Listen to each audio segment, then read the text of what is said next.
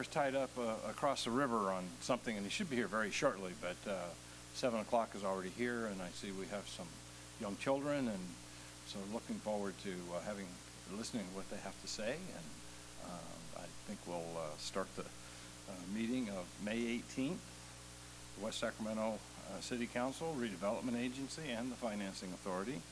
And I'd like to have our new city attorney lead us in a pledge.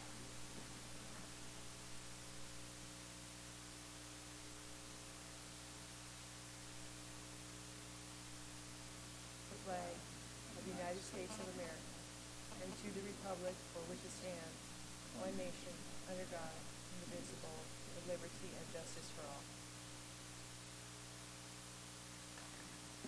I know that the city attorney looks the same.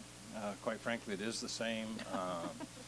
We just went through a process, the council did, of evaluation, and I'm very, very happy to announce that we chose unanimously our city attorney and his firm with the Chronic Moskowitz, Tiedemann, and Gerard. So really do welcome him aboard, and he will continue to guide us and give us the best possible information, as he has done and their firm has done for 25 years. So very, very happy and pleased about that. Let's see. Everybody knows that if they do want to speak on an agenda item, fill out one of these little yellow cards, submit it to the city clerk, and she will give it to us, and we can hear what you have to say. And I'm going to, there was no closed session this evening, so there is nothing to report about closed session items. The only closed session we did have was yesterday when we did the evaluation for the city attorney, and I've already reported on that. So very, very pleased. We'll do 1A, presentations by the public on matters not on the agenda within the jurisdiction of the council. And Maria Reyes? Maria Martinez? Okay. And you want to come up as a group? Okay. Yeah, come on up as a group. That's fine. We can handle that. Buenas noches. ¿Sí? Somos un grupo de residentes que forman familias unidas. Este año hemos trabajado para conseguir apoyo para un baño en el Parque Westfield. Good evening. We are a group of residents called Families United. We work with Sacramento Act. This year we have been working to get support for building a bathroom at Westfield Playing Field.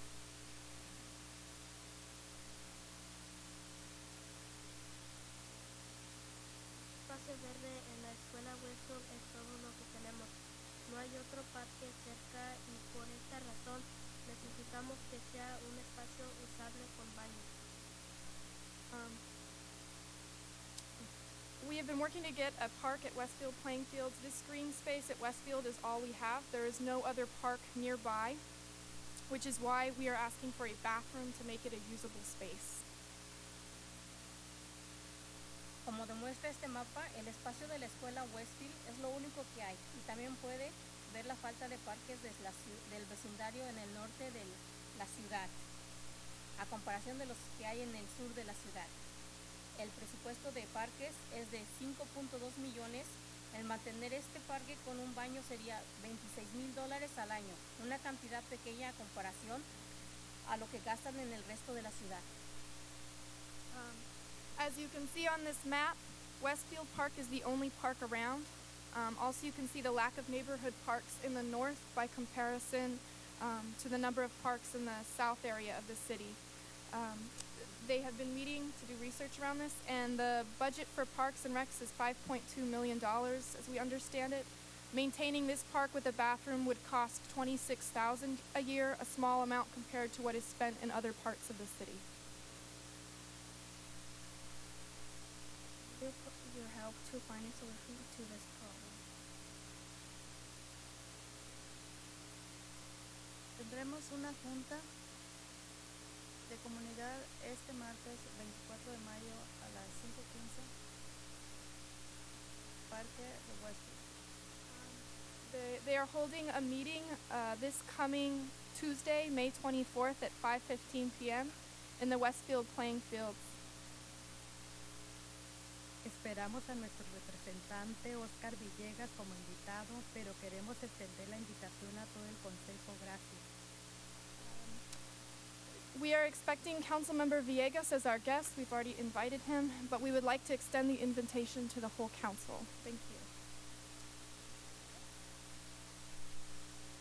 Please don't forget us. We need a bathroom in our park. Okay, thank you. Thank you very much. I should have announced this earlier, but the council is really sort of prohibited when we have items on the agenda items that are not on the agenda, if they're not an agendized item. We really can't discuss it, can't give guidance and that sort of thing. But your voices certainly have been heard, and the city manager and city staff that is here, Parks and Recreation Department head is here. They will certainly be taking notes, and I have the slips that you filled out has your address, and we should be staying in contact with you. So your voices have been heard. Thank you. Yeah, Oscar, you want to say something? Thank you, Mr. Christoph. Y gracias y bienvenidos esta noche.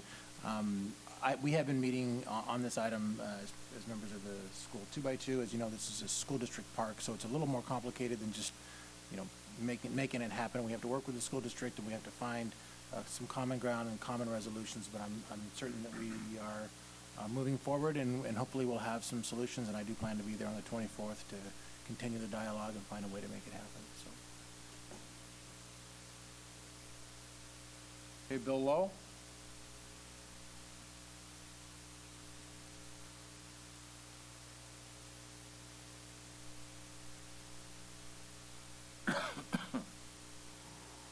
Thank you, Mr. Mayor Pro Tem. William Wold, West Sacramento, for the record. Unfortunately, last Tuesday, when I went to Woodland for one of my meetings at 25 North Cottonwood Street, as my bus was pulling into County Fair Mall, I'd never seen so many YOLO buses there at one time, and they were all lined up in one line, and here we were just back at that little theater just off the old highway, and all the local buses were taking off, and I thought maybe I could wave them down, one of them down, and so I got off and watching that sidewalk drop off and so forth, because they don't have the wheelchair accessibility there, and kept waving and waving, and what little bit of running I did was too much, and I took a fall and bruised my left hip and the rear and the left knee, and bus drivers helped me out. They wanted to call the ambulance, and I figured, no, we don't need an ambulance. And so when I finally got to the 25 North Cottonwood, my fellow board members, they went ahead and called an ambulance anyway, and so we had a little brief report from the hospital in Woodland. It'll cure itself after a bit, but what I wanted to emphasize is there's an old saying when it comes to driving and riding buses. They say you can take off a little late, but you're not supposed to take off early, because a lot of people just get there just barely on time, and they're going to miss the bus. And so I think that's what that's all about. But I was surprised that my driver could not have called in ahead and asked some passengers, anybody want number such and such, and so on. And I've seen that kind of thing happen over here, especially with the recent construction this side of the Tower Bridge. I just be coming in on a bus from downtown and just be barely pulling in, and my 35. Well, guess what? I'm even though I'm on the sidewalk trying to wave it down, it's taken off right on the minute. Have you talked to YOLO Transit about that? No, I haven't had a chance to because they have their meeting was postponed 2 weeks because Terry is back in Washington, like our mayor is, right. for the obvious reasons. Okay. And so I will bring that to their attention then, because I'm afraid this kind of thing happens to other people too, and I just as soon reduce the chances of it happening to other people as well. Look who's coming. Thank you. Well, thank you anyway, Mr. Mayor Pro Tem, on behalf of Mr. Mayor. How you feeling otherwise, Bill? Okay? Never mind. Jim Brewer? Yep. Thank you, Mr. Mayor Pro Tem Christoph.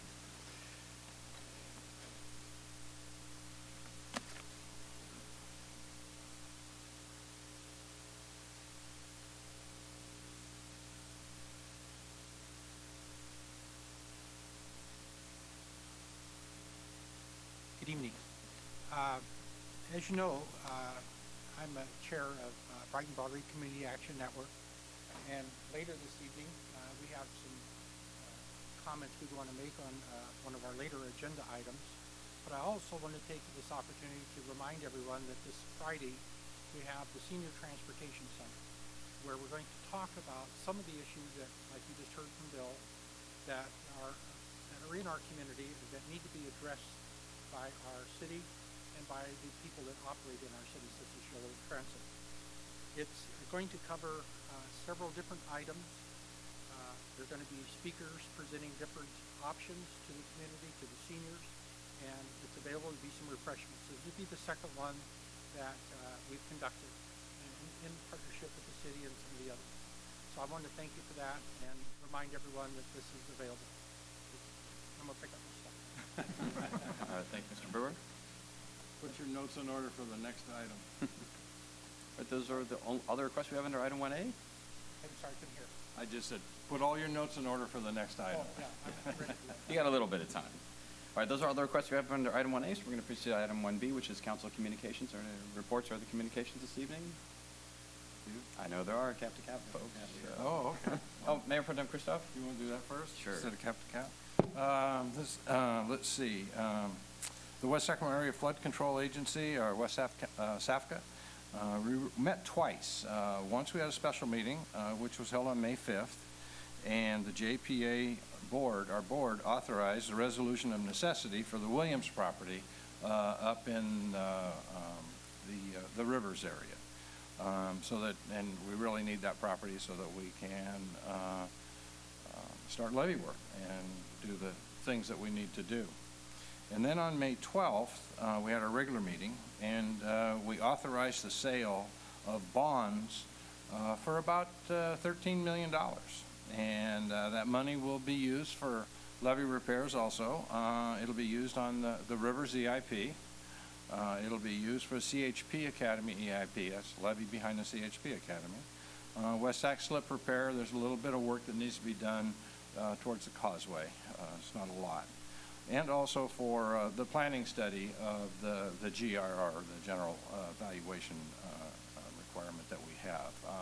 It's very important that we get that done because that really sort of triggers the possibility of federal financing and assistance. So it's important that we get all those things done.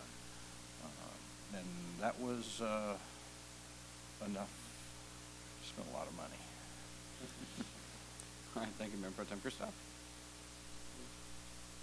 Sure, you want to take the lead? So the 4 members of the City Council participated in the region's capital delegation last week to Washington, D.C. Washington, D.C., we had a strong delegation from the city, both from city government, but also in partnership with the Chamber of Commerce and some key local businesses, both because of the city's increasingly important regional role, but also because we're in given the levy program that Mr. Christoph just mentioned, as well as the channel deepening project and several other priorities, the federal government and its regulatory agencies and Congress and the appropriations process are more important to West Sacramento than they ever have been, and so it was essential and quite valuable actually for the whole council, minus one, but for 4 members of the council and 2 of our staff to be there, as well as the CEO and president of the Chamber of Commerce and the vice chair of the Chamber of Commerce board and the chair of the Chamber of Commerce board were all present in DC. So invite members of the council to give reports because we attended different sessions and meetings, both with the delegation and in separate West Sacramento only meetings. You want to lead off, Mr. Johannesson? Sure. Yeah, I was on the transportation team, and basically what my focus was on the port deepening, and also, even though the streetcar really wasn't a regional agenda item, at least as far as the Metro Chamber was concerned, we did have quite a few discussions with the FTA and a number of legislators that deal with streetcars, and also we've got a fantastic lobbyist in Washington as well that heads up a number of streetcar groups within the country. I'm sure others will talk about it, but what's happening in Washington now is that earmarks are out. So the focus really, at least my understanding, is that projects are now looked at more on a merit-based, on a regional merit-based. And this is really a good opportunity for us all to get to talk to people at the administrative level at some of these agencies and really make the case for West Sacramento, to show what West Sacramento's done, and really continue to provide the West Sacramento story to these people. And they remember it. I think everyone I've talked to there knows of West Sacramento, knows of our project. So I think everybody, I think, is doing a really good job at getting that out. And I'd also like to commend Mike Bissett and Bill Panos. I've heard a number of comments by people unrelated to the city, how professional both of those two are. I know with Mike Bissett, it was his first year there, but he really showed well for West Sacramento, really well prepared, very professional, and really good comments for both of you. So I really appreciate that. Oh, sorry. I had a story to tell, but I'll turn to Mr. Ledesma. I'll let Mr. Bissett off easily. I'll take a quick moment and update. I was on 2 teams actually for the Cap trip. One was for Jobs and Economic Development team, which was a wide range of interests from business and government economic development teams that went and talked to various our delegations and meetings with agencies around initiatives going on at the federal level to help local municipalities drive economic development policy. But I was also, more importantly for our city, was on the flood control team, and I had to echo Mr. Johannesson's comments of the great job our staff did in not only preparing us for those meetings and being well prepared for the conversations we had regarding our flood control projects and FEMA regulations, but laying the groundwork. They were well aware of our story when we got there, and it helped for the actual the business community as well as ourselves, elected officials, come in and being able to tell that story from a real life perspective. So our kudos to our staff and the great job they've done on this front over a period of time. And I know our mayor has been back there quite a few times as well. So it was, I think, very effective meetings, a number of meetings. Somehow or another, we were able to have there were various counties and all the local officials on those teams, but at least 2, it was mainly West Sacramento delegation somehow that coincidentally happened. And we were able to articulate our needs quite clearly. So we were zeroed in on 2 fronts. One is obviously, as Mr. Christoph pointed out, making sure that we have the funding we need to continue our flood protection work. And secondly is to address the FEMA regulations.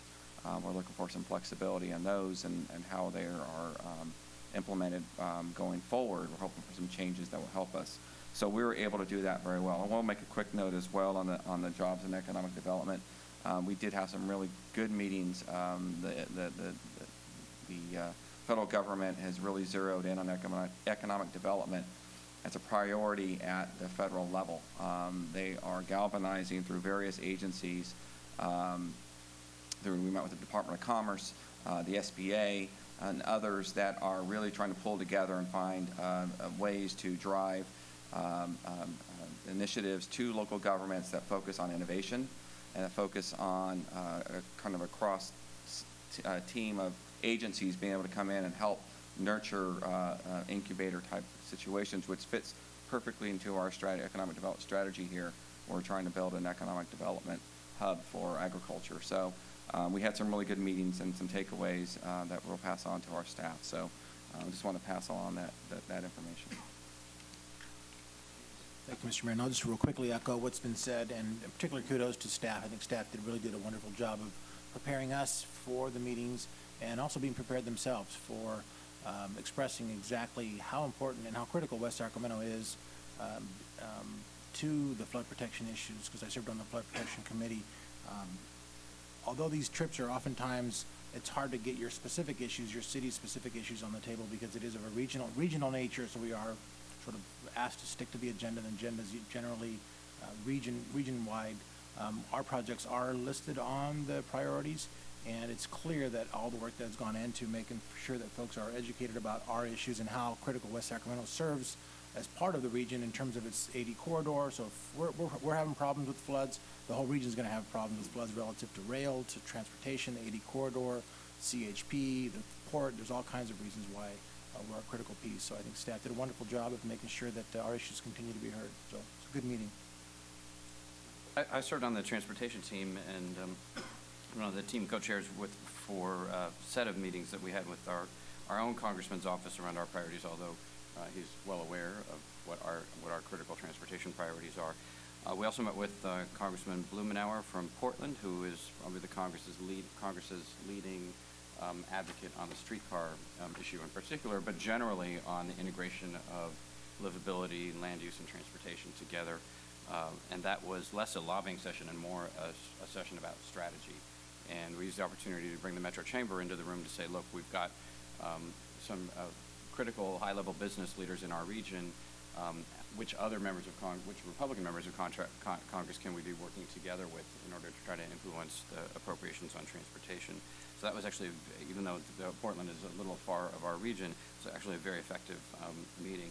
Then I think several of us were in the, well, maybe two of us were in the meeting with the Director of Civil Works for the Army Corps of Engineers. The Director of Civil Works is the highest level civilian executive in the Army Corps of Engineers, and he has been here, I want to say 4 times to West Sacramento, which is really extraordinary.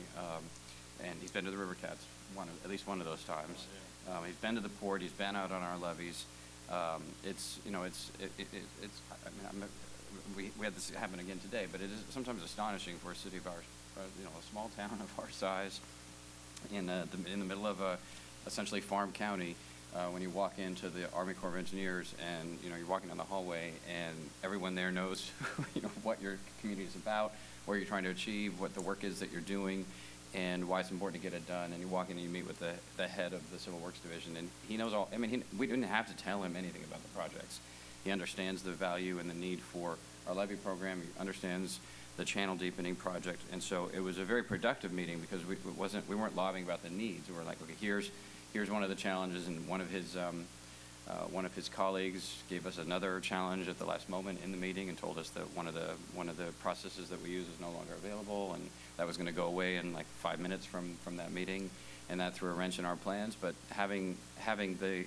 if we had just gotten the notice, just a circular published by the Army Corps, we would have had to deal with it like every other community in the country. But being in the room with the Director of Civil Works and saying, hey, we're about ready to go to bid on this contract right now for construction, and to have the head of the Army Corps essentially hear this and see, okay, this is a problem. We need to figure out how to solve this with West Sacramento and other communities across the country, but we were the ones bringing it forward. I think was really effective. So it was a good sort of further step. The meeting itself was annoying as heck because it's like one more barrier we didn't expect. But if we hadn't been there, we wouldn't have been able to help to punch through it. So it was a good session. At the same time, actually across town, we were having a regional meeting with the White House, which I wasn't able to be at because we were at the Army Corps.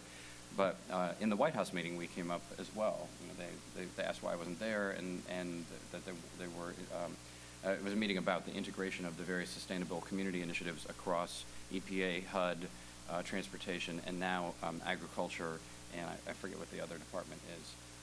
Homeland Security. They're all integrating, and they wanted to know. They were asking folks in the rest of the region, why isn't West Sacramento here? Since they're one of the leaders in this area. So I mean, if you follow us around in Washington D.C. for even a couple hours, it's really astonishing. And I've been doing this for a while, and I'm still amazed when it happens. So we met with the Army Corps. We also had a meeting with the head of the Federal Transit Administration, and so it was a regional meeting. But and streetcars, as was mentioned, were not on the official agenda. But I raised it, and the FTA administrator instantly expressed buyer's remorse for not giving us our streetcar grant, acknowledged that sending the money to Fort Worth instead of to West Sacramento was not the right outcome.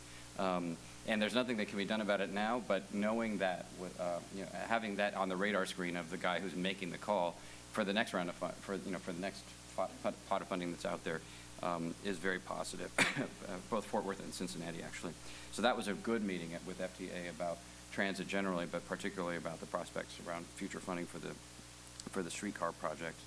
And then it wasn't mentioned, but we also, for the first time in the history of Cap to Cap, Mr. Ledesma and some of the folks on our staff and some of our partners in the Chamber of Commerce sort of co-organized a special West Sacramento only reception, not for us, but for members of the regional delegation, but also key federal officials, folks from the Corps of Engineers and others came over for a informal but focused conversation around some of the things that are going on in our community. And it was, no other city in the region, I think, put something like that together. And it definitely sort of raised the game for folks around the region going, wow, West Sacramento is really on this. You know, they're going to lobby some of these officials in the daytime, and then asking them over to come over in the evening and just have an informal conversation. And again, it was very effective. I want to commend Mr. Ledesma and the Chamber and our own staff team who kind of went up and beyond what our expectations and what we've ever done on Cap to Cap before to try to make that happen and make that successful. So all in all, it was we put a lot of effort into this Cap to Cap trip, but because of the nature of the federal priorities that we have and the criticality of them to the success of our initiatives, I thought it was well worth it. And the whole team and the whole city council, I thought, performed outstanding, and we made a lot of progress on that trip. So are there other reports or communications? Sure, Mr. The visit by the Secretary of Transportation? Sure, if you want to start on that. We were all at that too, except you want to take it, or? I'll say something about it. No. Today at noontime, we had a visit, you probably heard already, at the port from the Secretary of Transportation, Ray LaHood, visited our community and the port. It was about an hour-long visit, specifically with our Congressman Thompson.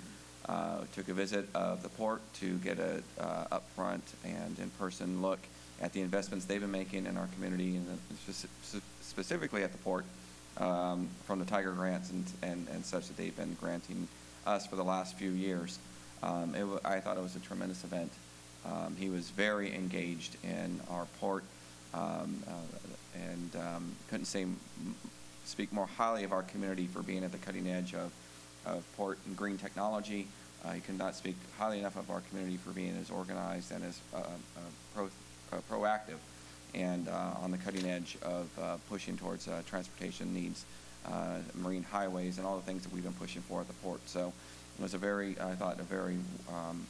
effective meeting, and very, to me, it was just absolutely astonishing to see the Secretary of Transportation in our backyard and raving about us, and he knew our story as well. So it was very impressive today.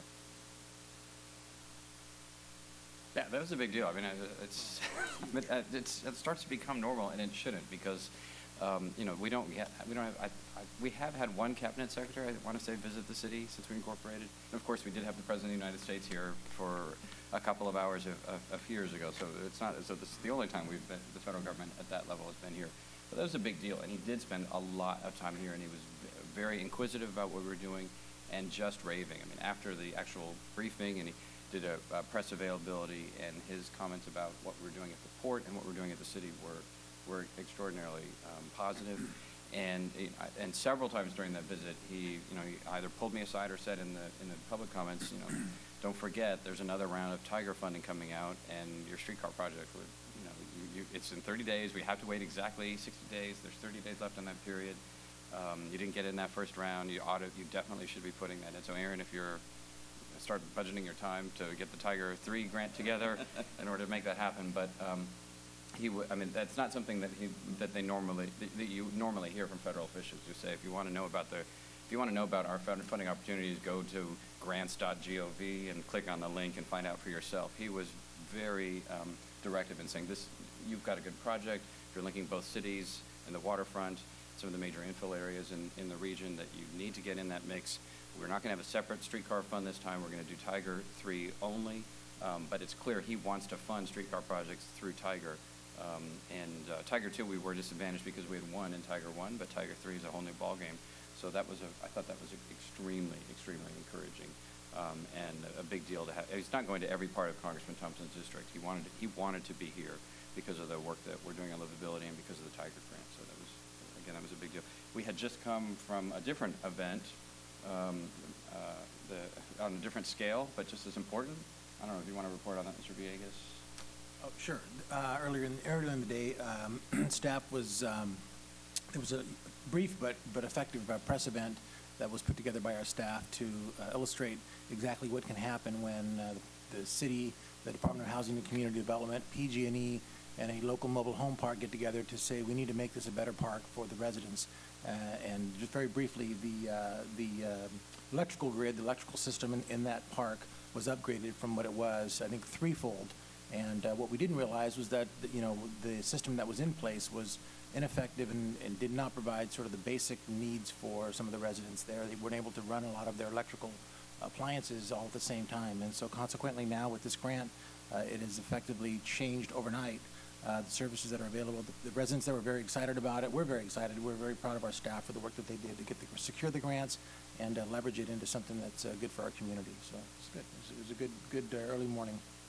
Yeah, and I think it's a testament to the council. I mean, the council identified the Agape Mobile Home Park. The council had identified the Mobile Home Park as an important strategy for retaining housing diversity in our community and supporting the full range of economic diversity and opportunity in the city.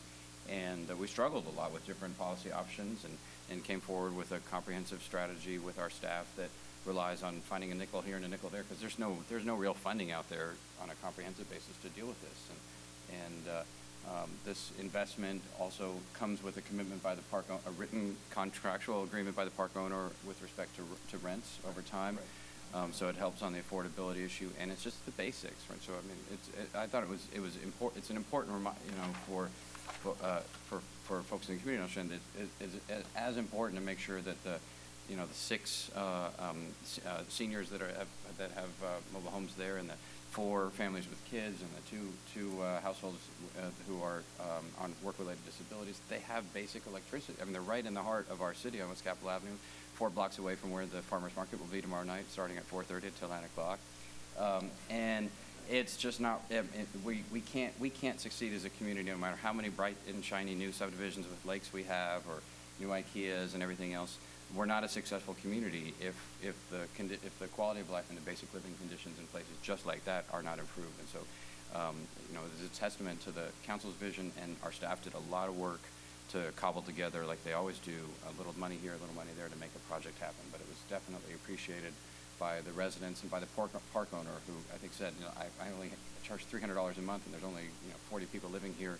It would take me 65 years to save enough money to be able to do this electrical improvement. And he paid a good chunk of this project, but this really made a difference in the basic viability of the park economically and its livability for its residents. So it was great. It was a project. Mr. Mayor, can I just go back real quickly to the Secretary's visit, Secretary LaHood's visit earlier today?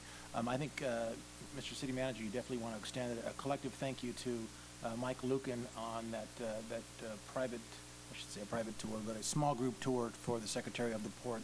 Once we had that, during the course of that tour, I think it became very evident that Mr. Lucan has a very, very deep understanding of precisely every single piece of machinery at that port. I think at one point the Secretary tried to stump him by asking him, for example, what's the horsepower of that tugboat out in the middle of the port that pulls in the bigger ships? And Mike said, oh, I'm glad you asked. It's 3,000. I mean, it was amazing what he knew about every single piece of that port. So it's obviously he's very proud of the work that's gone in, but extend our thanks because he did a very good job representing the city's interest on that. All right, that's a lot of reports. So 1C, we've got no appointments this evening, so we're going to proceed to our consent agenda, which is items 2 through 7. Are there any items on consent to remove for separate question?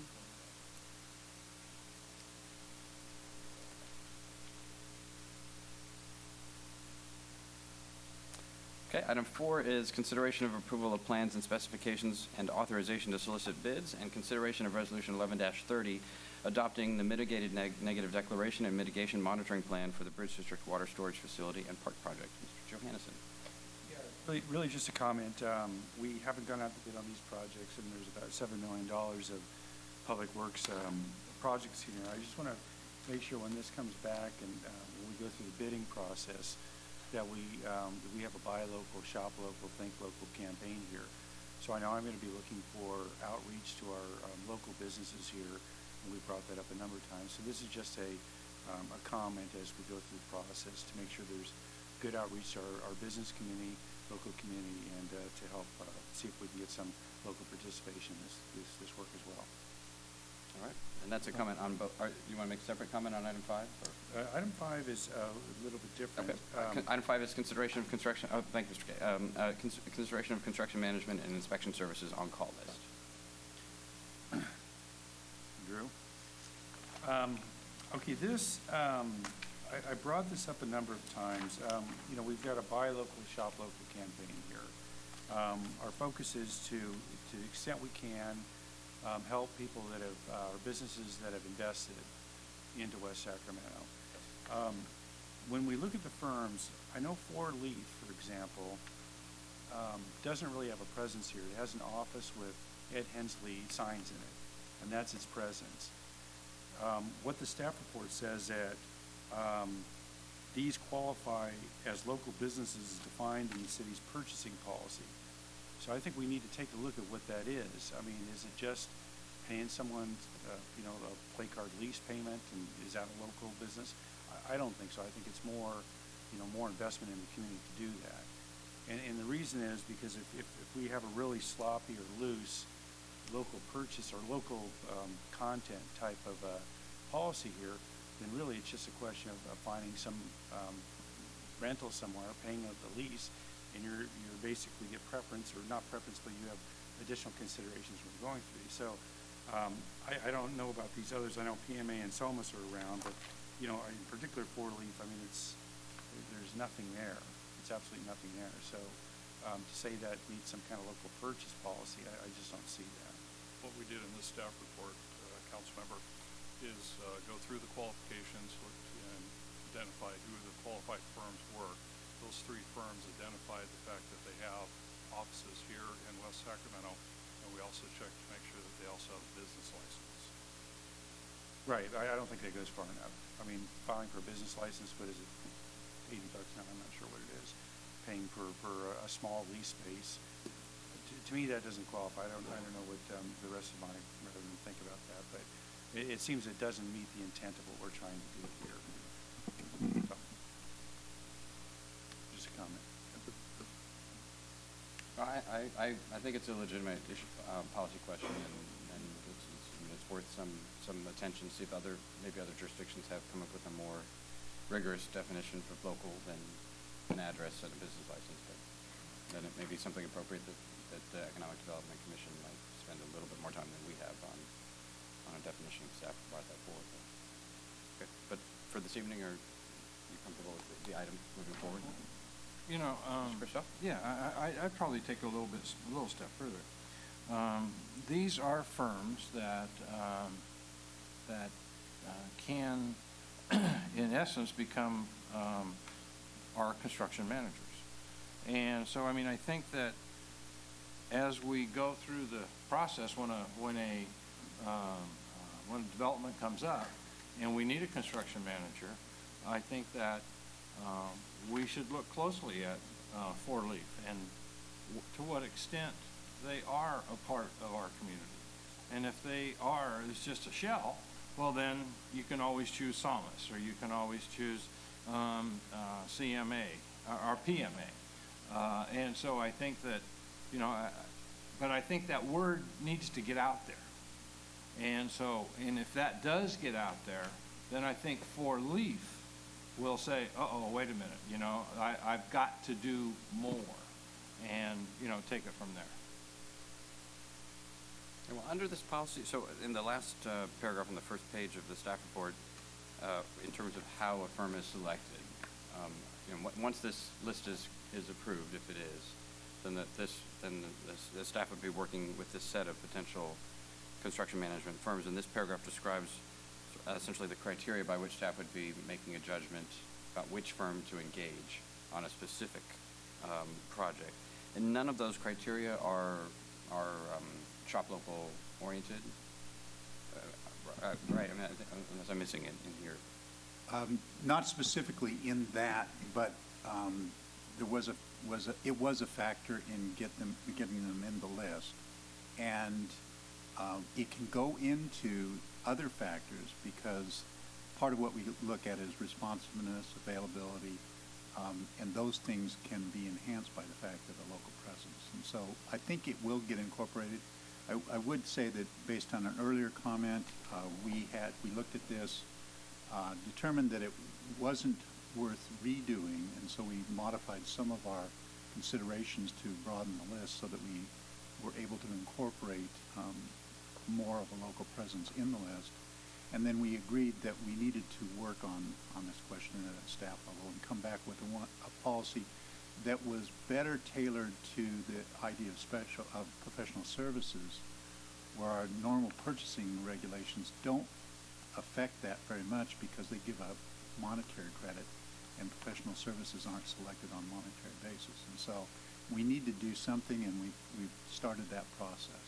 So I think the next time you see a professional services list, it will reflect a different local preference policy.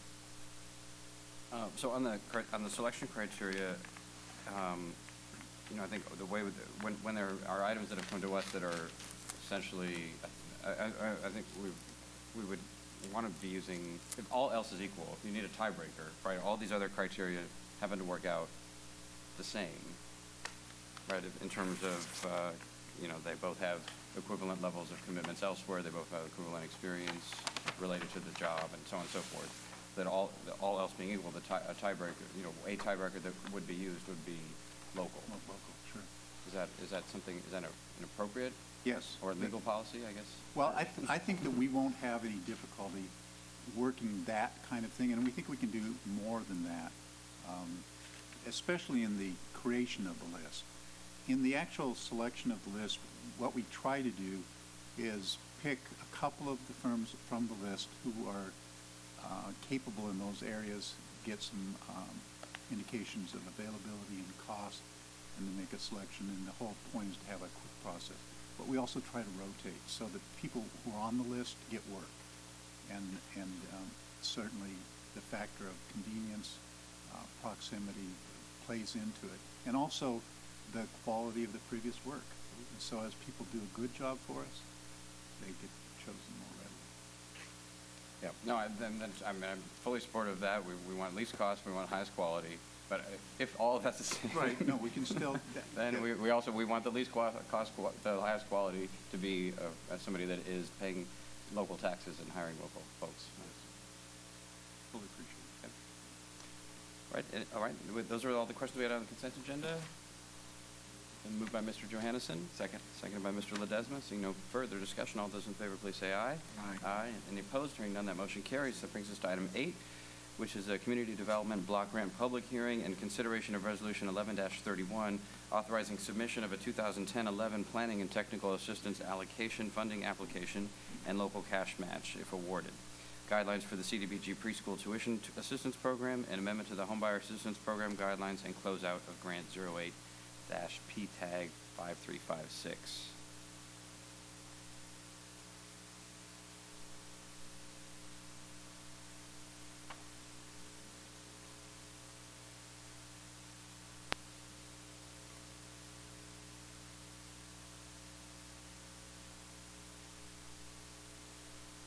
Good evening. We're here this evening asking that the City Council conduct a public hearing for all the items that the mayor just rattled off. The city is eligible to receive community development block grant funding through competitive applications to the State of California Department of Housing and Community Development for a number of different activities, including housing activities, programs that assist lower income persons, and job creation activities. All CDBG funds must be used for one of 3 CDBG national objectives, because these funds come to the state from the U.S. Department of Housing and Urban Development. And the CDBG national objectives are benefits to lower income households, eliminations of slum and blighting influences, and urgent need, which in CDBG terms means something that's unexpected, such as or unplanned for, such as an earthquake or flood. We have used CDBG funds for many different things in West Sacramento over the years. Public improvements, infrastructure, affordable housing projects, housing rehab, first-time homebuyer programs, job creation, business loans. And this evening, we're here to talk about specifically planning and technical assistance grants. The state has a NOFA that it has issued, a Notice of Funding Availability, and we're eligible to apply for funding. We can apply for $35,000 for an economic development planning study, $35,000 for what they call a general allocation. That's basically any other CDBG eligible project, or $70,000 each if these are studies that are leading to an actual physical project, like a capital project. In the past, we've used this planning money for the homeless plan for Yolo County, housing conditions survey. That was a part of the update to that housing element of the general plan 2 years ago. We've used this funds for the restaurant retention and attraction study last year, and this year we're asking that the council consider a $35,000 application to conduct statistical analysis of the city's early learning services program. That's the Universal Preschool Program and the Infant and Toddler Opportunity Program. That will cover the cost of a consultant and the analysis for 2 school years, school year 2011 and 2012. The grant does require a 25% match, and the matching funds of $8,750 would be from Measure K funds dedicated to Universal Preschool Program.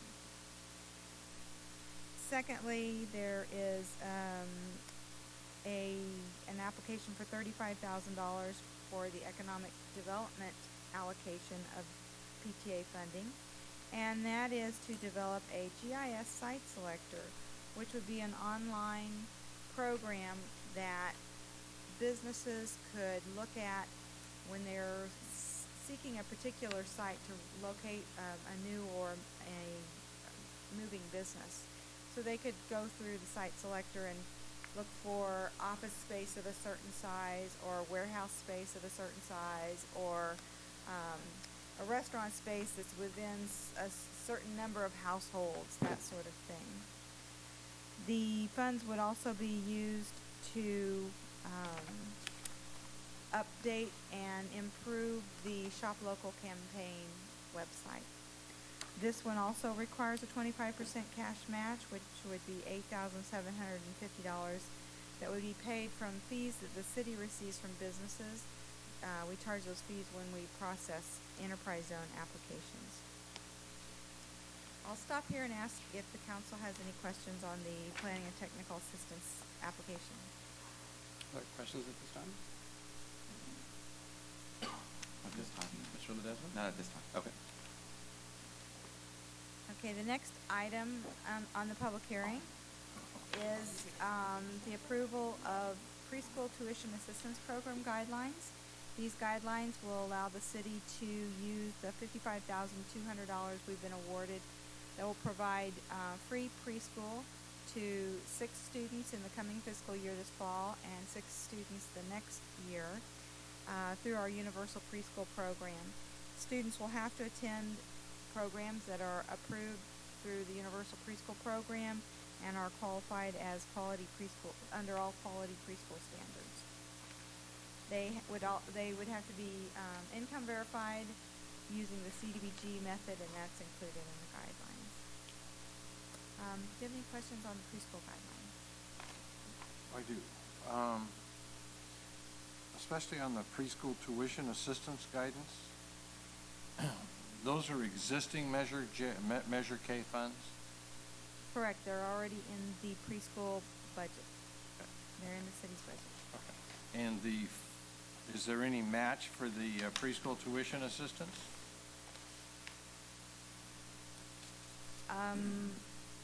No, there was no match. That's just a grant? That's a grant we've already received. The match was awarded. There was match, but it was awarded last year. Okay. So it was in last year's, actually this year's fiscal budget.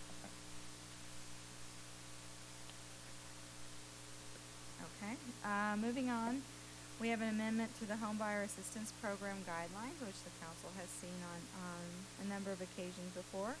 The city provides first-time homebuyer assistance for deferred loans of up to $100,000 or 35% of the purchase price of a home, whichever is less, to households that are CDBG income eligible, which basically means they're at 80% or below of area median income. Because the housing market has changed dramatically in the last few years, we are requesting a reduction of the maximum loan amount. We haven't really had any funding for the last year. We didn't get a home program grant last year, so we've been basically out of money. But we just recently got $800,000 in home funds and a small amount of CDBG funds to recapitalize the program, and $100,000 is simply not needed to make a home affordable in West Sacramento today to a low-income family. We had a number of internal discussions with staff. We crunched a lot of numbers to see how much really was needed. Originally, staff recommended this amount be reduced to $70,000, but after recommendations from the HAC to do further analysis, we reduced that to $50,000. So the recommendation is to reduce the maximum loan amount to $50,000 or 35% of the purchase price, whichever is less. And the $50,000 will be enough for even our a little bit lower income households or smaller households which have reduced income limits to purchase a decent sized home in West Sacramento, a modest, what the home program calls a modest home, and I'm going to go into that in just a second. The first-time homebuyer guidelines also contain a small section related to moderate income buyers. This is not a CDBG funded program, but it's in the same guidelines. This program is specifically targeted to persons that are interested in purchasing an inclusionary housing program, moderate income unit, and the funding for that was from the Redevelopment Agency Housing Set-Aside Funds. The recommended modification is to require a 3% down payment, a loan to value of 97%, and those are consistent with our low income program, first time homebuyer program. and also to reduce eligible buyers from 120% of the median income to 100% median income limits. These changes are also consistent with some changes that staff will be proposing to the council in an upcoming change to our inclusionary housing ordinance, probably the August or September timeframe. I mentioned before the phrase moderate-sized units. We are recommending that the first-time homebuyer guidelines, the low-income program, be used only for houses or units that are no larger than a 3-bedroom, 2.5-bath, sort of a typical first-time homebuyer size. This could be modified or waived in the case of, overcrowding a very large household, if you've got 7 or 8 people, or if you have multiple generations, so you have grandma and mom and dad and you have several kids. The guidelines allow for additional bedrooms or bathrooms in those cases. In the initial years of this program, that was never an issue because lower income persons simply couldn't afford the larger homes. But today our circumstances are changed, and we feel like that this restriction will keep the program working in the intent that it was, with which it was originally created, which is to get entry-level households into entry-level homes. Louise, but I guess one of the things that your department does then is they make sure that the revenue stream is adequate even though they qualify for the larger home, that the revenue stream is adequate so that we're not going to have, a foreclosure on one of these particular kinds of homes, 5 years down the road. Or, yes. Okay. That's a part of our guidelines that households, that what we call the housing ratio. It's their housing payment compared to their monthly income is no more than 35% of their income.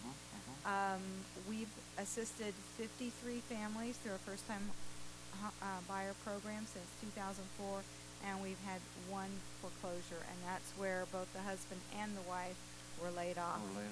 And they simply could not keep their home. But other than that, I think the program has done a pretty good job of making sure that home buyers are given a home that's adequate for their needs, but that is also affordable.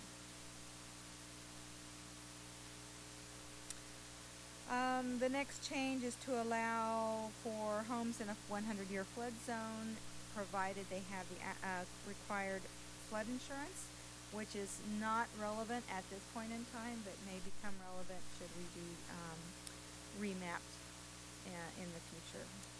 This would allow the program to continue to operate if that were to happen. We are also asking a modification of the maximum term of the promissory note.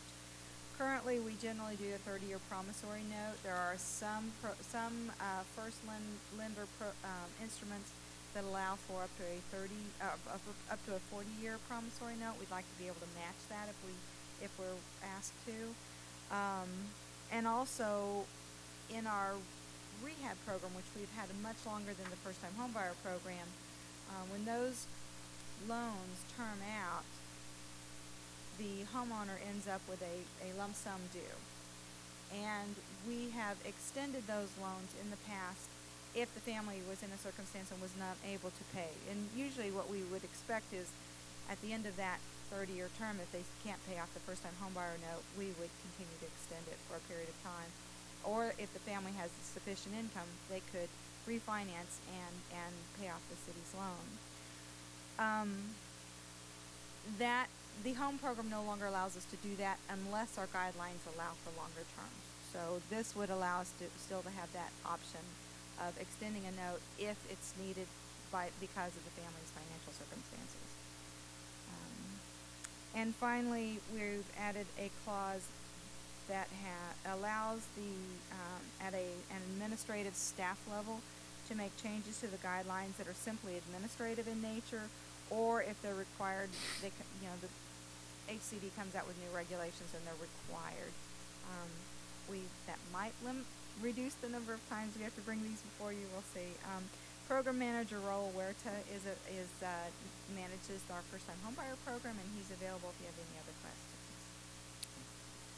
Mayor, if I can ask. Thank you. Just a couple of questions. Thank you for the overview of. I was interested in part of the homebuyer assistance program and around the maximum loan amount. Hi. How are you? We have a banker on the city council now. So. Yeah, well, yeah. No, I'm curious. Yeah. Curious around the discussion at HAC around the loan amount and what is in the staff report. There was a suggestion that it goes down. That it was recommended the maximum loan amount be set at $15,000 to $20,000, and I guess just to make the $800,000 stretch out farther, so that more people have access to the program. I'm guessing is the rationale behind that. Correct. Yeah, that was the main rationale behind making $15,000 to $20,000 loans. While we appreciate the desire to stretch the funds, and especially in these budget times, we do have to look at some of the unintended consequences in doing that, primarily specifically limiting the housing choices that the lower income households would have. The home prices at the lowest levels are generally limited to specific areas of the city, so we would be in essence limiting those lower income households to only those specific areas of the city. Administratively as well, we would have to process a lot more applications, obviously. We would have to deny more than likely a lot more applications because more people would be ineligible if we limited the funds to that amount. Staff gets a portion of the loan, a percentage of the loan in activity delivery fees for administering the program. So we would be impacted in terms of the staff time to process all of the loans, administer the program, versus the money that we would actually get to pay for staff salaries. So, I appreciate you lowering them to even 50,000, because I think the program's intent is to ensure as many broad-based amount of potential home buyers have the opportunity to get access to what have been limited funds, and $800,000 can go quick. And so my concern would be the same, is that 100 would be gone in a second. Could buy most homes now, and unfortunately, when the median home price is $166,000. So I'm glad you explained to me why 15 to 20 is low, but is there a way? What I don't want to have happen is that it's all $50,000 loans, and it's only going to one part of the city, versus then it gets maxed out quickly, and other parts where affordable housing is necessary as well, and access to that housing, it gets crowded out. That's my concern at a policy level. Correct. Keep in mind that this is a maximum amount. It's a cap. Right. We do have the guidelines read the lesser of 50,000 or 35%. So that's another mechanism that we have to cap the maximum amounts. We also require, as part of the guidelines, that the home buyer obtain the largest first mortgage loan that they can. Our financing is only gap, so we're only going to give them as much as they need to purchase that home. We are not letting them know that they're always going to be eligible for the $50,000. They're going to be eligible for how much they need based on their income, the affordable payment that they can sustain, and obviously the modest dwelling that they're looking at. So we do have other mechanisms as part of the guidelines to limit that. Thank you. Mr. Christoph. I have one question. Traditionally, the 30-year loan has been the loan of the land for a long, long time. And I've always thought that going to 40 years was really a banking gimmick or whatever. you know, because, I mean, I realize that if you go to 40 years, you can lower your payment. But at the same time, I always thought that, you know, paying off your house in 30 years was difficult enough, much less going to 40 years. And so is there any, I mean, I know you guys have kicked this around, and what are the thoughts on the 30 versus 40 year concept? Most, I would say that 100% of our loans are actually 30-year loans as of now. The main reason that we are making this change is to allow for any future occurrences where the household is unable to pay if they actually meet that 30-year term, and for some reason or another they're not able to pay off the loan at that point. We have the flexibility to allow them to extend that deferral for a time, or to put them into amortized payments. But you could. The loans, internally we have always made loans 30-year terms, and we will continue to do that as the program goes on. Okay, yeah, and I appreciate that, because, I mean, I think that if somebody's paid on a house for 30 years, there is a certain amount of equity that can be borrowed in order to make, you know, to pay off those. Okay, all right, thank you.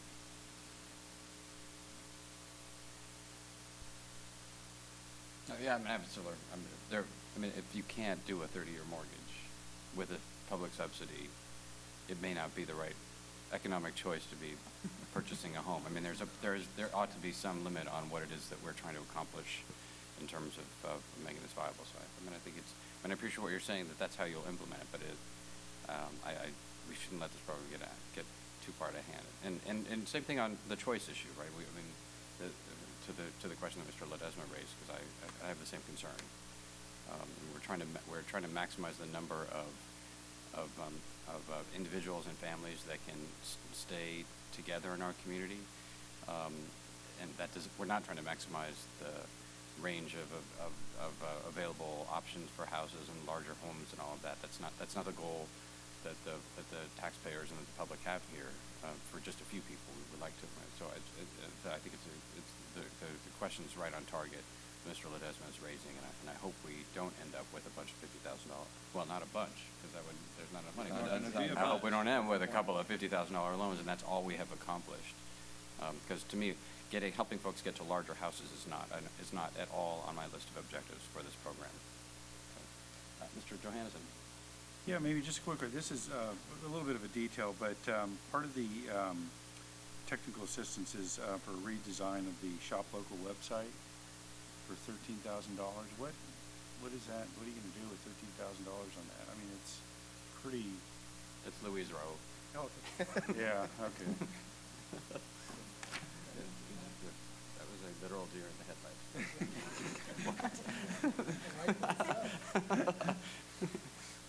Yeah, that is a small amount of money. Well, I think it's a large amount of money for a little bit.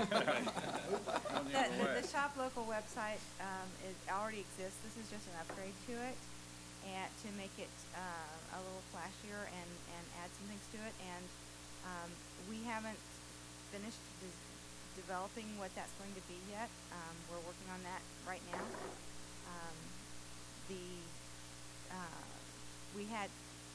It's not going to take the full $35,000 to do the GIS site selector, and that was another option that we could add into the same grant. So you think it's going to be capped at 13? I mean, that's a lot of money for a website that doesn't really do, you know, I don't know what kind of functionalities there, but it just struck me as being expensive. Well, we can, when we get that grant project description fleshed out, we can send that perhaps to the council in a memo if that is your. Is 35? Is there a minimum? Is it a minimum grant that we're? 35,000 is the maximum we can request. The maximum, but Right. I mean, we could ask for what we actually need, right? I mean, it sounds like we're asking for that because we can. Yeah, the resolution is the authority to request up to $35,000. If we look at this and we get the final numbers and we say it's less than, then that's probably what the application would be, because we wouldn't be able to substantiate the cost to HCD, so it would make a very strong grant application. Now, once you get this money, I mean, can you shift it from like the website to GIS, or is it really categorized by this application? It is, at times HCD says that we can shift things, and at times they say we can't. I don't know what to tell you. It's a possibility. If that was something that we requested and we had a good explanation for why the costs had changed, not just because we didn't do a good job before we submitted the grant application, that usually doesn't fly. But if we get into it and there's some unexpected cost or something comes in cheaper than we anticipated, possibly. Yeah, I mean, it's not a definite. That's what I would look for. It's, you know, I don't know why it would cost $13,000 to do this, and if we can get it done for cheaper, there's other really good uses we could put this money to, and pumping money into that. Well, if there aren't, you can just reduce the amount of the grant, because we've got there's a match component to that. There's $8,500 or something. That Correct. is, Yeah, $8,750. yeah. So I mean, if you know,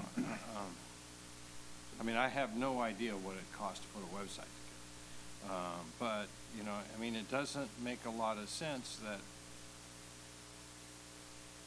if that's the best way we can spend that money, we've got more money than we should have.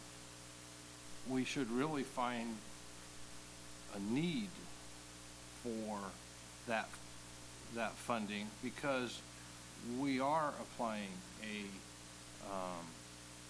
cash match.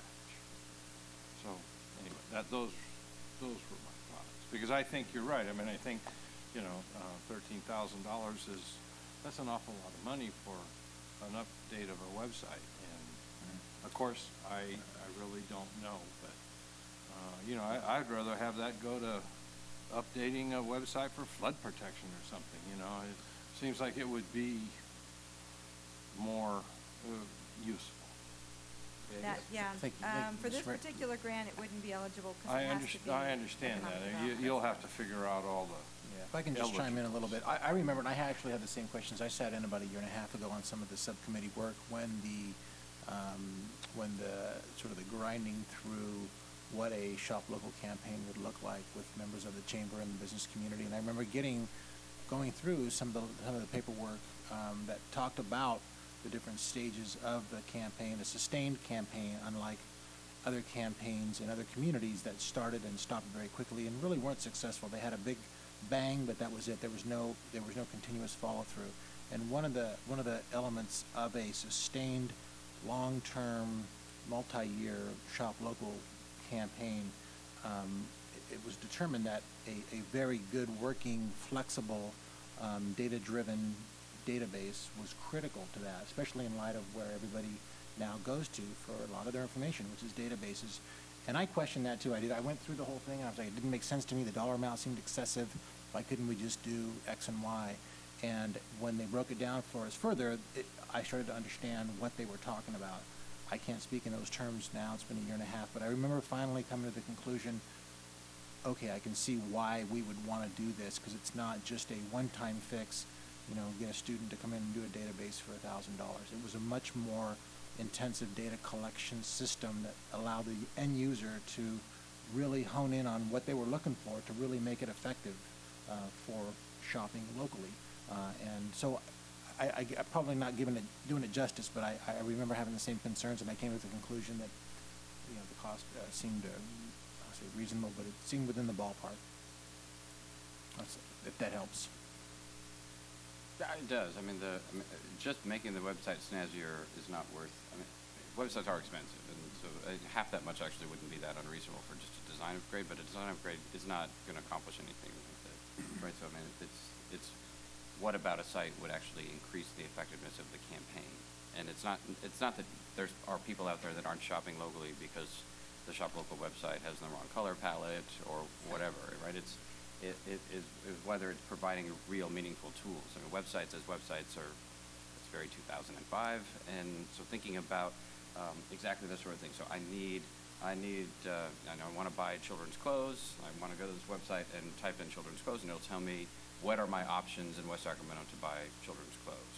That sort of thing. So to the extent that's what you're talking about, right? So to the extent that what we're building is actual tools, as opposed to just a graphics and design upgrade, then $13,000 actually is not that much money, and it's worthwhile. It's worthwhile because it is one of the a lot of folks in our community aren't aware of all the things that are here, especially outside of their immediate neighborhood. So that would be a value add at that level for the Shop Local campaign. So if that's what we're talking about, which is actual tool development, then I think it makes sense. That's absolutely what we're talking about. And a portion of this is probably going to cover some staff costs as staff works on it, and then a portion of it for consultants. So, usually we end up using the match money for staff time.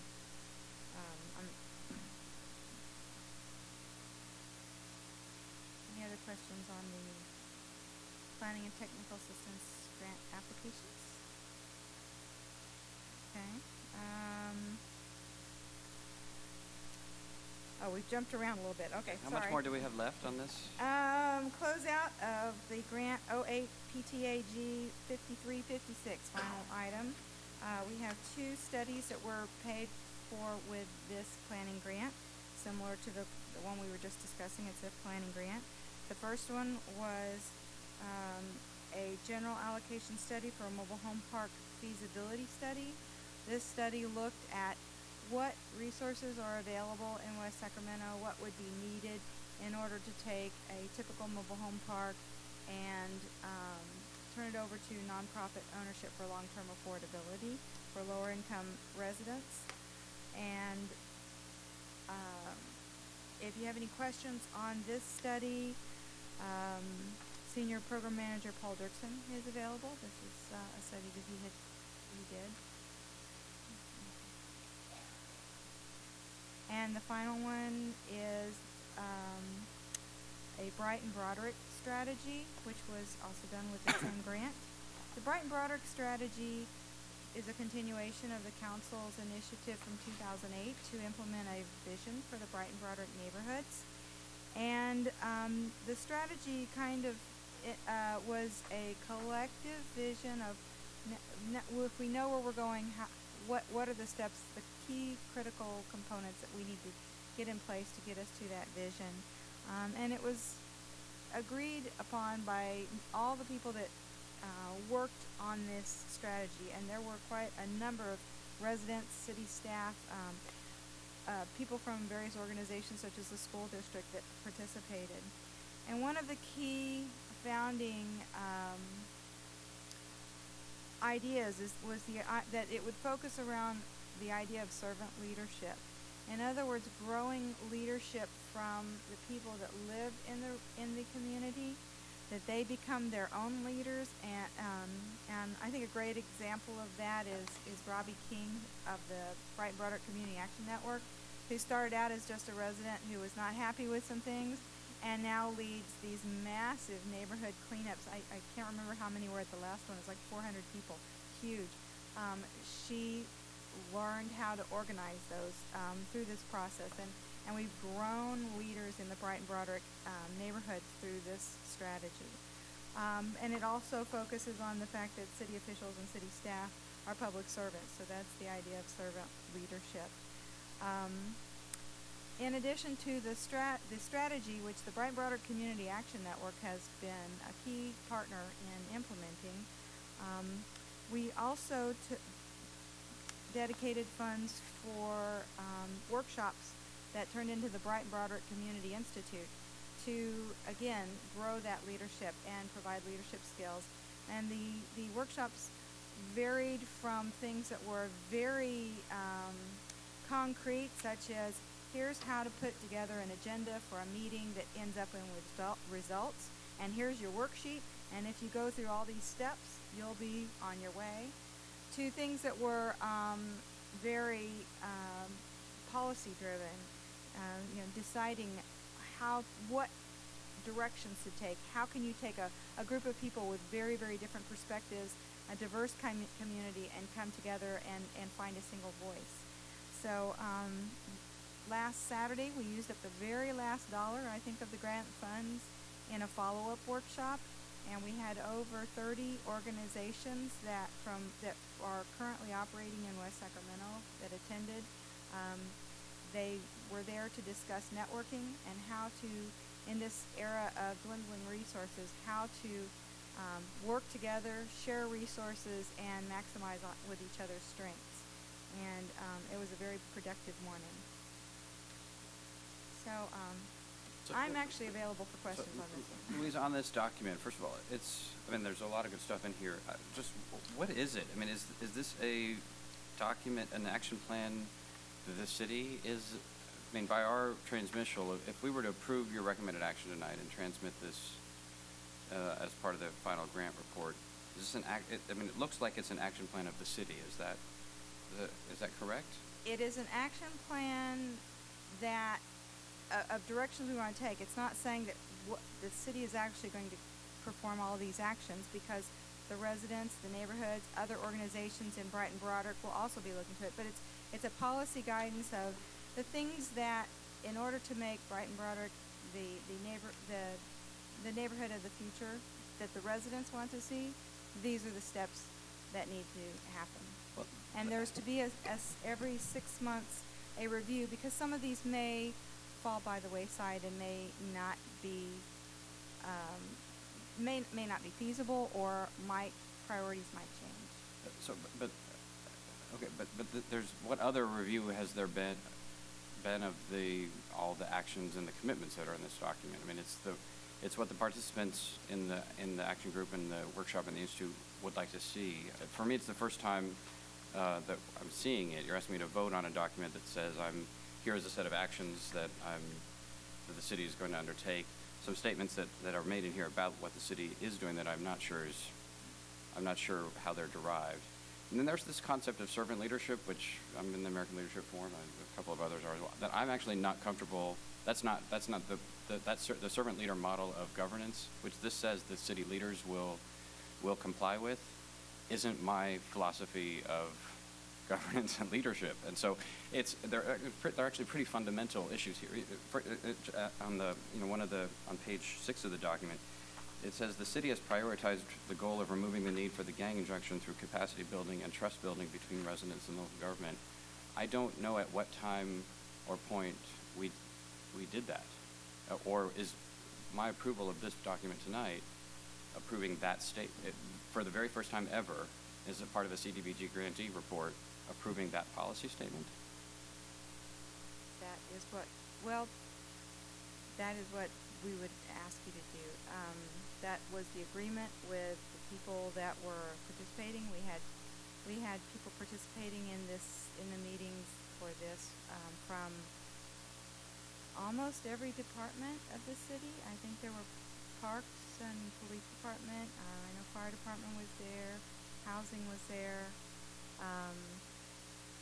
If that is something that needs to be looked at again, we can certainly bring it back.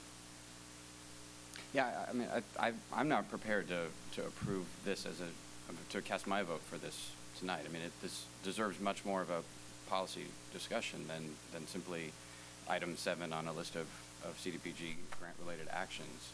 I mean, that one statement alone is a gigantic policy statement. I mean, where the district attorney is in court around the whole issue of, is there an expiration date on the gang injection, all of that. We've not weighed in on that as a council at all. And so to simply have that be adopted as one item on page 6 that we've seen for the first time tonight, I don't think this is an appropriate venue for that. We haven't, it wouldn't be a real commitment.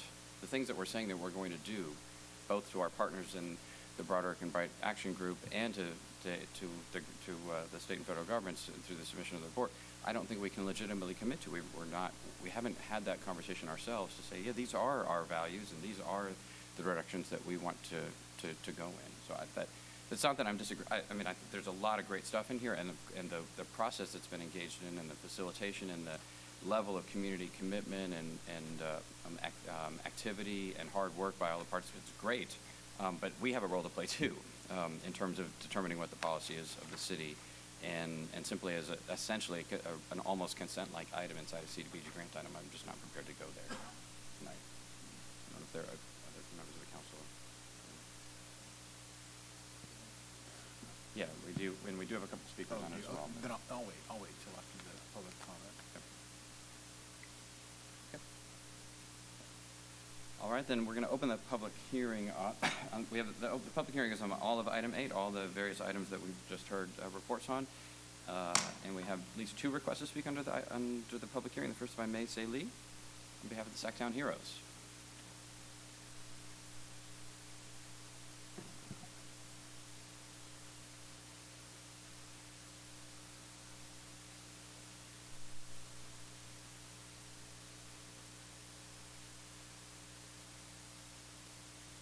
And I have attended therapy. CI from Bright Project Community Institute. And what I've learned from the You shouldn't. Don't be nervous. It's only your neighbors and friends here. So. From what we've done, I got to know other community members and we made a lot of connections. Workshops, and the workshops also helped us with projects and events. And people came from the community and from the projects. I actually saw them from outside of the workshops doing different things in the community. And what I want to see basically is that we can continue to see these types of institutes, and maybe next time we could focus on youth too, or consider maybe doing a youth community. All right, thank you. And Jim Brewer, on behalf of BB Can.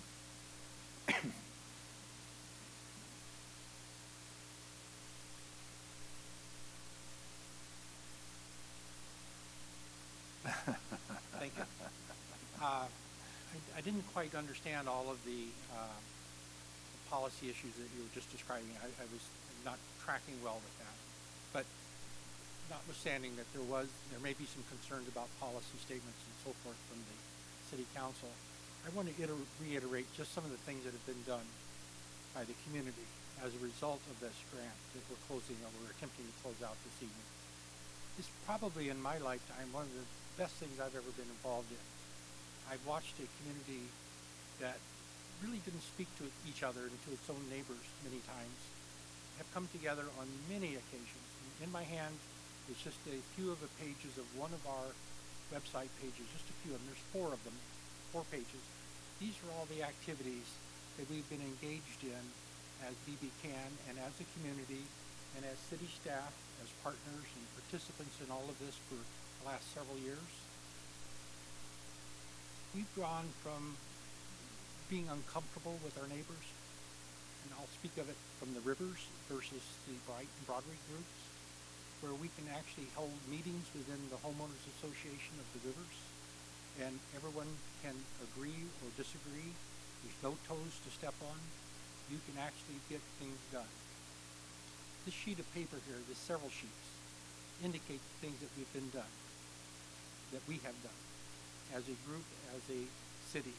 And it's something to be very proud of. I was interested in how you talked about your cap-to-cap experience. Well, not many of us in the community get a chance to participate in that, and actually, unfortunately, not really knowing the benefit that it really gave us. Your work and your effort in some other basically a foreign country to anybody living here probably. But we don't really connect to it. Where we do connect, and where we did connect, is in our community meetings. The Bright and Broadway Community Institute was stretched over 7 periods, 7 classes, and it took us several months. We had, on average, about 25 to 30 people that went all the way through all of these classes, and some of them were able to attend them all. I think there was 12 that finally got a certificate of completion having perfect attendance. These were 4 hours on a Saturday, so a lot of effort put into it. Just looking at, and Louise already stole my thunder about what we did last week. That was the culmination of all of the other service groups that are working in West Sacramento coming together and figuring out how we can share agendas, share our ideas, look at technology even, and how can we communicate better amongst ourselves as well as with our city staff members and our partners. And this is something that's going to continue going. And this is, it's up to you. You guys did that through a policy, or at least I thought it was a policy. So I was in on it, and here we go, and I'm all in it, as are many others. Came before you recently, I'll wrap it up quickly. Thank you very much for your patience. Came recently, first of the year, and we were talking about, through the Historical Society, one of the things that we had uncovered doing some research, and we found all of these boxing legends living amongst us. I just left the meeting just before this one this evening, and the Legends of Boxing is conducting and proposing to conduct a boxing camp. Now, on the surface, boxing sounds like it's a tough sport, and it is. But what these champions, these are world champions, national champions, what they're going to do is show the young people of West Sacramento, boys and girls, so it'll be open to them all, but they're going to show them the discipline that you have to have as a boxer. And it's going to be so that there's no contact. These guys can show it to you. I've seen them demonstrate it. It's a great technique, and they're going to have a profound impact on our kids here in West Sacramento. So this is in the context of what we've done through this Bright and Broad policy, that this grant that we were trying to get closed out, what it did for the community. It was one of the really, really good things you guys have done. I applaud you all. Thank you. Thank you for your patience. Thank you, Mr. Brewer. All right, those are the only requests you have to speak on the public hearing, so we're going to close the public hearing on item 8 and return it back to the council. Mr. Villegas? Yep, thank you, Mr. Mayor. So back to the topic at hand. I love the report. I think there's a tremendous, I sat in on some of the community group meetings and the dialogue that occurred with the residents and the youth of the community to come up with a list of priorities and how it's laid out. I think it represents a very thoughtful collective list of priorities for the community. But I will agree with where I think the mayor, in your characterization of servant leadership. I agree, and I think you're absolutely right. To characterize this entire thing to be based upon servant leadership sends a message that, at least to me, connotes something a little bit differently maybe to other folks. And I think servant leadership has its place, and there are times when that is an appropriate, in my opinion, an appropriate component of good, strong, healthy leadership. It's one aspect of it. But to say that the entire project, and maybe that wasn't the intent, I mean, maybe it was, I don't know, it would be helpful to know, but to say that its premise ought to be based on servant leadership, to me, has a very different connotation, in large part because of your, as you said, the experience that I had with the American Leadership Forum, at least in my mind, presented servant leadership as one component of many ways in which good, effective, quality leadership should serve its community. So I'll side with you on that one as well. And the gang injunction, you're absolutely right. For me to have a statement about our prioritization being the goal of removing it when we're right in the midst of a whole lot of discussion about what that ought to look like and how long it'll be around for, and the fact that we've not had the conversation here is a little bit further out than where I want to be with it. But other than that, I love what it says. I love what it represents. I think it's been going on for quite some time now. We've actually have a lot to be proud of when you look at what the expectations were, the list of requested, things that folks want to see have happened in our community in the last few years. And many of these things we've accomplished. We've accomplished in large part because we've hunkered down and kind of focused on them, and we've made a difference here. So that's what I'd share with this component. If I may offer an alternative, if the council would like to approve the staff recommendations with the exception of the Bright and Broad strategy, this document does not actually have to be turned into HCD until the end of July. And we do expect to come to another CDBG public hearing on July 20th because we have to do our end-of-the-year performance report. We could bring this back in a workshop forum on June 1st to get council direction, and then the final document return again in July.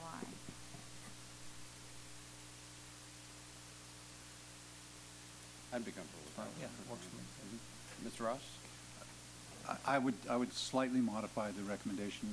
I'd agree with the first part. I would suggest that we go back and look at the last issue, do that at staff, and come back with a strategy for the council. That even better. Any other comments?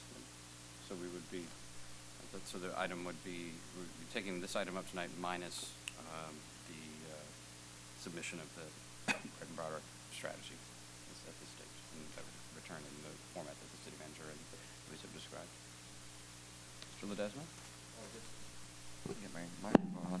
Yeah, thank you for the clarification on, I was a little, there are many elements to this vote, so I appreciate you sort of breaking this down in terms of what we're looking at, and I do appreciate the recommendation. I'm not a part of the council when this initiated and went through. I would like to have the opportunity to hear about the context a little bit, and not to minimize or diminish the effort that went in, because I did attend, I think, 2 meetings, and I know there's a lot of good things in there.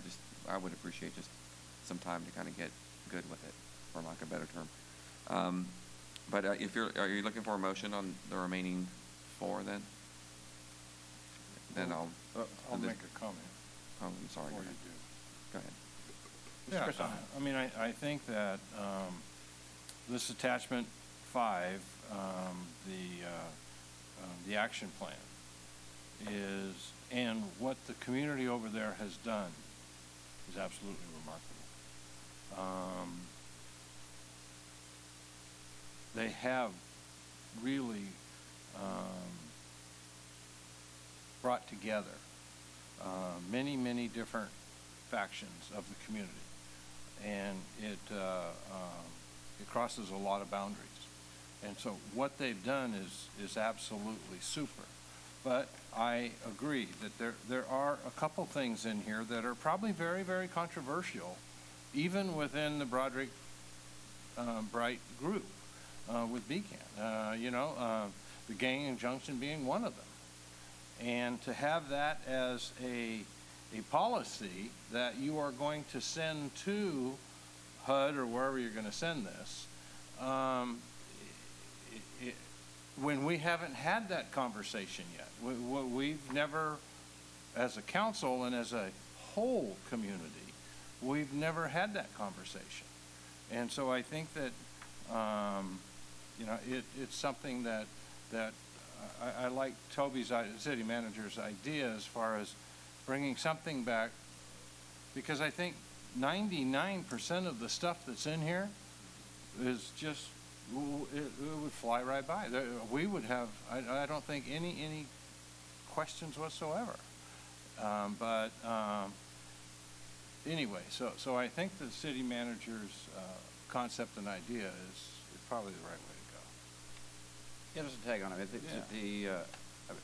The residents and the participants in this effort have put hours and days and weeks and months into this process. Yeah. And frankly, the council owes it more than 5 minutes to look at it and say, not just is it okay, or is this something I don't have a problem with, but am I really committed to this? Am I really going to, am I completely on board in a way that we can really join together? And I think we owe that to the folks that have done the work on this, to make sure that when we're done with it, it's not just a report that sits in our office, but that is something that we're really going to make happen through our budget priorities, through our strategic plan, and through the direction that we provide our staff team. So I think the city manager's recommendation makes a lot, and Louise's recommendation with respect to a workshop or some other form to really get the council's, deep buy-in to what's being proposed here makes a lot of sense.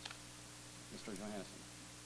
Yeah, I know this Bright and Broderick has been, at least as long as I've been on the council, one of the top priorities of our council to move to do something about it. When I first got on council, I think the discussion in general was that everything was going in the south side of the city, nothing was coming in the north side of the city. So as a council, we agreed that we needed to come up with a strategy. The problem with that is that it's getting buy-in, it's getting community buy-in, and that's really, really hard to do because you have, you have neighborhoods that have been there forever. You have people that moved in. You're not having a lot of conversation with each other. I mean, you just have in general what happens to communities that people are busy and they don't really have time to deal with, anything more than, feeding themselves and going to work. So, this is not only months of work, but this is years of work that went into something like this. And the staff has been stellar in making this happen, as have the people that have been involved with this. There's a number of different groups that are involved with this type of product. And so, I think what this does is it reflects community attitudes, community input. I think is really what is going to be really beneficial for us to make policy because, I don't live in Brighton, Broderick. What I do is look for people that are really active in that community to come through and what do they want their neighborhoods to look like? And that's exactly what this does. What do we want our parks to look like? We want our streets to look like. It's clean, orderly, all the things we've been talking about over years and years. Code enforcement and all this other stuff. So I just want to be careful with this to not, when we go through the process, to not discount the hard work that's gone into here and the demoralization that can happen if this is treated just as a document. Because this is really man hours, woman hours, children hours, kids hours that went into producing something like this. We really need to take this at heart when we're developing policy. There's some things in here I think that are complicated. I think the gang injunction is a complicated issue. But in general, this is the direction that I think we need to go. And it's an action plan. It's, what do we do at this point? I'm not interested in having a report sitting on the shelves. We had a West Capitol Avenue action plan, I know, that sat on the shelf for years. And look what we've been able to do that. So this is something I see as a living document that we have commitment, and the only way to do that is to show respect to the people that put something into this and then move forward with that. So, I agree. When we first commissioned this process, though, I said that I want to repeat now. We weren't ceding our own democratic responsibility to represent Brighton Broderick. That we're not making a treaty with Brighton Broderick as though it's a separate place, not part of the city and part of the community. And I represent Brighton Broderick, and we all do. And we've all spent a lot of blood, sweat, and tears in the community. And the gang injunction is a good example, not just because of the uncertainty about the issue, but as was referenced. I mean, I know that there are a lot of folks in Brighton Broderick who have opinions about the gang injunction because they don't see the gang injunction as an issue because there's a lack of trust between residents and local government. They see it's an issue because there's a criminal street gang that's threatening their safety. Right? And so there's a diversity of opinions and views in Brighton Broderick as well. And as part of this is a critical path of community deliberation that we've never had before, and that folks stepping up and saying, I will put all this blood, sweat, and tears into the process. But ultimately, we also have to take the other inputs that we get as the elected representatives for those neighborhoods as well, and put it all together. And I think that's what this workshop or other process can allow us to do. Okay, Mr. Ledesma? Thank you for clarifying that, and I'll just say one thing, and I would like to make a motion that I enjoyed the discussion. I think it is part of the point that we should probably dedicate a little bit of time to really spending more time with discourse. Obviously I had questions about other parts of this agenda item, which we need to get moving on to, but I would like specifically to spend some time on this issue, because of all the reasons that were just articulated around the time and dedication that people have put towards this. It isn't for any other reason than it probably deserves that. But with that, I would like to make a motion for the recommended action that we adopt Resolution 11-31. I'm just going to skip through it. Approve the preschool tuition assistance program guidelines. Approve the amendment to the home buyer assistance program guidelines. And direct staff to submit the mobile home park feasibility study. And then we'll reserve the Bright Broderick strategy for another session. All right, it's been moved by Mr. Ledesma and seconded by Mr. Villegas. No further discussion. All those in favor, please say aye. Aye. Aye. Any opposed? Hearing none, that motion carries. Item 9. Item 9 is a public hearing and consideration of Joint Resolution 11-28, making certain findings required by redevelopment law, confirming certain dedications, authorizing the executive director to grant real property interests and the city manager to accept real property interests dedicated within the redevelopment project area number 1, and Joint Resolution 11-29, making certain findings required by redevelopment law, authorizing the executive director to quitclaim interests of the parcel number listed on our agenda, and the city manager to accept the quitclaim. Do that again. Good evening. This agenda item is going to be revisiting some of the issues that we discussed as the Council and the Redevelopment Agency on the evening of March 2nd. And the purpose of that discussion was to give you guys an opportunity to address the fate of the redevelopment agency and the redevelopment agency's assets as proposed under Governor Brown's budget, and the liquidation process that's proposed in that budget and what that meant for the redevelopment agency's assets. In particular, that evening we talked about the fact that there was no recommendation that when those properties were liquidated, that they be used in a manner that was consistent with the redevelopment agency's implementation plan. And so as a result, the agency directed staff, and it was our recommendation that you do so, to allow us to record restricted land use covenants on the agency properties, and we did so shortly after that meeting on all but 2 of the agency-owned properties. At that same time, we also recorded 3 IODs, or irrevocable offers of dedication, in favor of the city, sort of as an extension of that authority that you granted us, and also using some authority that you had previously granted us over the past few years. This item is going to allow us to further implement what was included in those covenants and take the next logical step based on the direction that you gave us on March 2nd.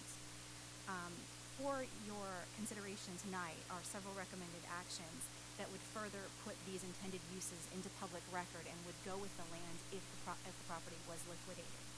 So first, I have to say that we have to follow redevelopment law, and that's section 33445. And as outlined in your staff report, there are extensive findings that have to be required, which we did not include in resolution, so we left in your staff report. And you also have to conduct a public hearing, and you have to approve by resolution the dedication of the property, because the property was purchased by tax increment, and you have to prove that it is going to be used for public purposes. And then you have to approve that those findings are consistent with those dedications that are going to be made. There's 2 resolutions in front of you for consideration of adoption. Resolution 11-28 addresses those IODs that were recorded in March and asks you to confirm those IODs so they go into record as being ratified by this board. And to authorize the acceptance, so going the next step, instead of just confirming them, say, yes, you're going to take those into possession as the city. And those 2 IODs would be for the last portions of the Bridge District 2014 plan right-of-way, which is the 5th Street and Tower Bridge Gateway portions. And then also for a 3.8-acre park property that's on the Barge Canal in the Stone Lock District that we're currently enjoying as the residents, that Barge Canal access area there. It would also authorize the city manager or executive director to engage in a series of activities to prepare additional IODs that are described in detail in the resolution and are also shown in attachment B of the resolution in the table. And those public purposes that are described are for park purposes, flood improvement purposes, and roadway purposes in the Bridge District and the Stone Lock properties. All of these IODs are consistent with obligations that we put in the covenants previously, and they're just taking that step 1 next further. Resolution 11-29 authorizes a quitclaim to the city, and it basically resolves a cloud on title that's on this small little property. And we're asking that you guys do this so the city can be in a position to dedicate a flood easement that's consistent with the Central Valley Flood Protection Board encroachment permit that allowed us to build the Riverwalk Park extension and the flood improvements that went in, which we refer to as the I Street phase EIP. So if you guys have any questions, I'm more than happy to answer them at this time. I do. Pro Tem Christoph. Yeah. If we move to adopt these joint resolutions, do we need to do a public hearing, or will that be the later time? It would be tonight, and you would have to do a public hearing. We'd have to do a public hearing tonight also. Mm-hmm. Okay. I don't have any problem with it. I just didn't see where that was one of the recommended actions. Okay. Thank you. Any questions? All right, thank you. Then we will open a public hearing on item 9 and various proposed actions. We have no request to speak on this item.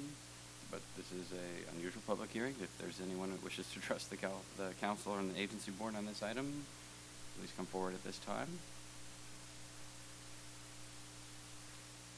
Seeing none, we're going to close the public hearing on item 9 and return back to the council for further questions or for comments. Mr. Mayor? Mayor Pro Tem I Christoph. would move that we adopt Joint Resolution 11-8 with the City of West Sacramento and the Redevelopment Agency, approving certain findings required by redevelopment law, confirm the existing dedications, authorizing the executive director to grant real property interests in the city and the city manager to accept real property interests dedicated within the redevelopment project area, and also adopt Joint Resolution 11-29. Let's see, read all this. Of the City of West Sacramento and the Redevelopment Agency, approving certain findings required by redevelopment law, authorizing the executive director to quit claim interest of APN 010373012 and the city manager to accept the quit claim, and authorize the executive director, city manager, to prepare a record against the listed redevelopment agency-owned real estate irrevocable offers of dedications consistent with Exhibit B and Resolution 11-28 in the sustainability and form shown in Attachment 1 to this report, and authorize the executive director, city manager, to execute and deliver any and all documents, to do any and all things that take any and all actions that may be necessary and advisable in his discretion to complete the transactions described in this report, and also do everything in his power to keep the state away from the redevelopment. No. That's the kind of language that got us into Libya. I know.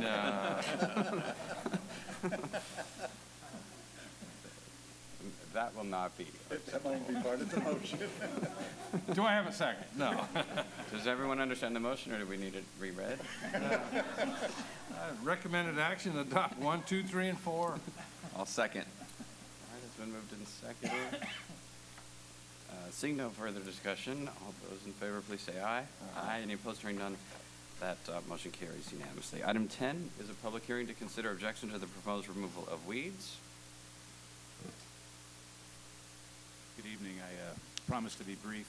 Tonight we come before you to open a public hearing to receive objections to our weed abatement process.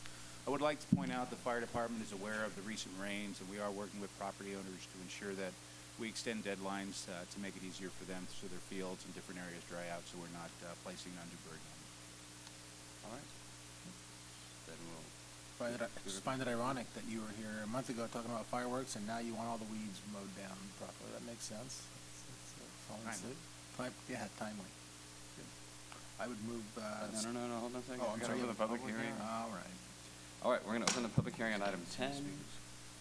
We have no speakers, but if anyone wishes to address the council to receive objections on the proposed weed abatement program, this would be the appropriate time. Seeing none, we're going to close the public hearing. And if there's no further discussion, Mr. Villegas? I would move that we direct staff to proceed with the weed abatement program. Second. All right, it's been moved by Mr. Villegas and seconded by Mayor Pro Tem Christoph. All those in favor, please say aye. Aye. Any opposed? Hearing none, that motion carries. Item 11 is our budget workshop for fiscal years 2011-12 and 2012-13. Mr. City Manager. Yes, thank you. We're going to try to get to the council discussion as quickly as possible, so we'll move through a very brief PowerPoint presentation. I'll identify some issues and discuss them briefly. You can take public comment if there is any, and then I can help to guide you through the actual review of the document. So if we can start with the PowerPoint, we can get going. And go ahead and go to the next slide, please. We're on track to complete a budget process by June 15th. We're looking for less than a month from now to have the council act on a balanced budget. But in order to do that, we need some assistance from you this evening to give us the policy guidance that will be necessary for us to pull that document together between where we are tonight and where we need to be a month from now. So If we could go to the next slide, I'd like to talk about where we are now. This looks like the budget models we've used in the past. We focused in the past on the general fund as an indicator of our general financial health in the city. It's not the whole picture, but it's a good indicator, and we've used that in the past. When we came to you in March, we showed a situation where the deficit was a modest deficit. That deficit has worsened through a variety of circumstances. I sent the council a memo in April that described some of the things that were going on at that time.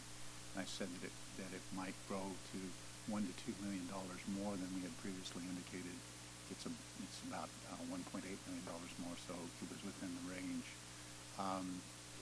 What we're dealing with today is about $2.4 million deficit in the first year of the two-year budget, and about 2.5 and a half in the second year. And so that's a different target. It means that we have had to do some different things in order to achieve it. We do have a budget plan, and if we can move to the next slide, just to briefly go over the basic categories. We have 6 categories of activities that we think can be used to balance the budget. You can see by the totals that they exceed the deficit in each of the years. And these are not the only things that might be available, and we highlight one significant additional one that we will talk about later in the discussion. But basically, if we go to the next slide, we can show you that over the 2 years, this is the way we have proposed to bridge that gap, to fill the deficit.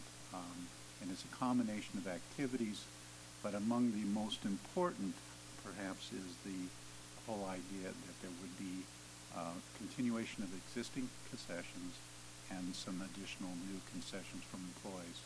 And then in combination, they represent about a third of the total effort to fill that gap. Please move on to the next one.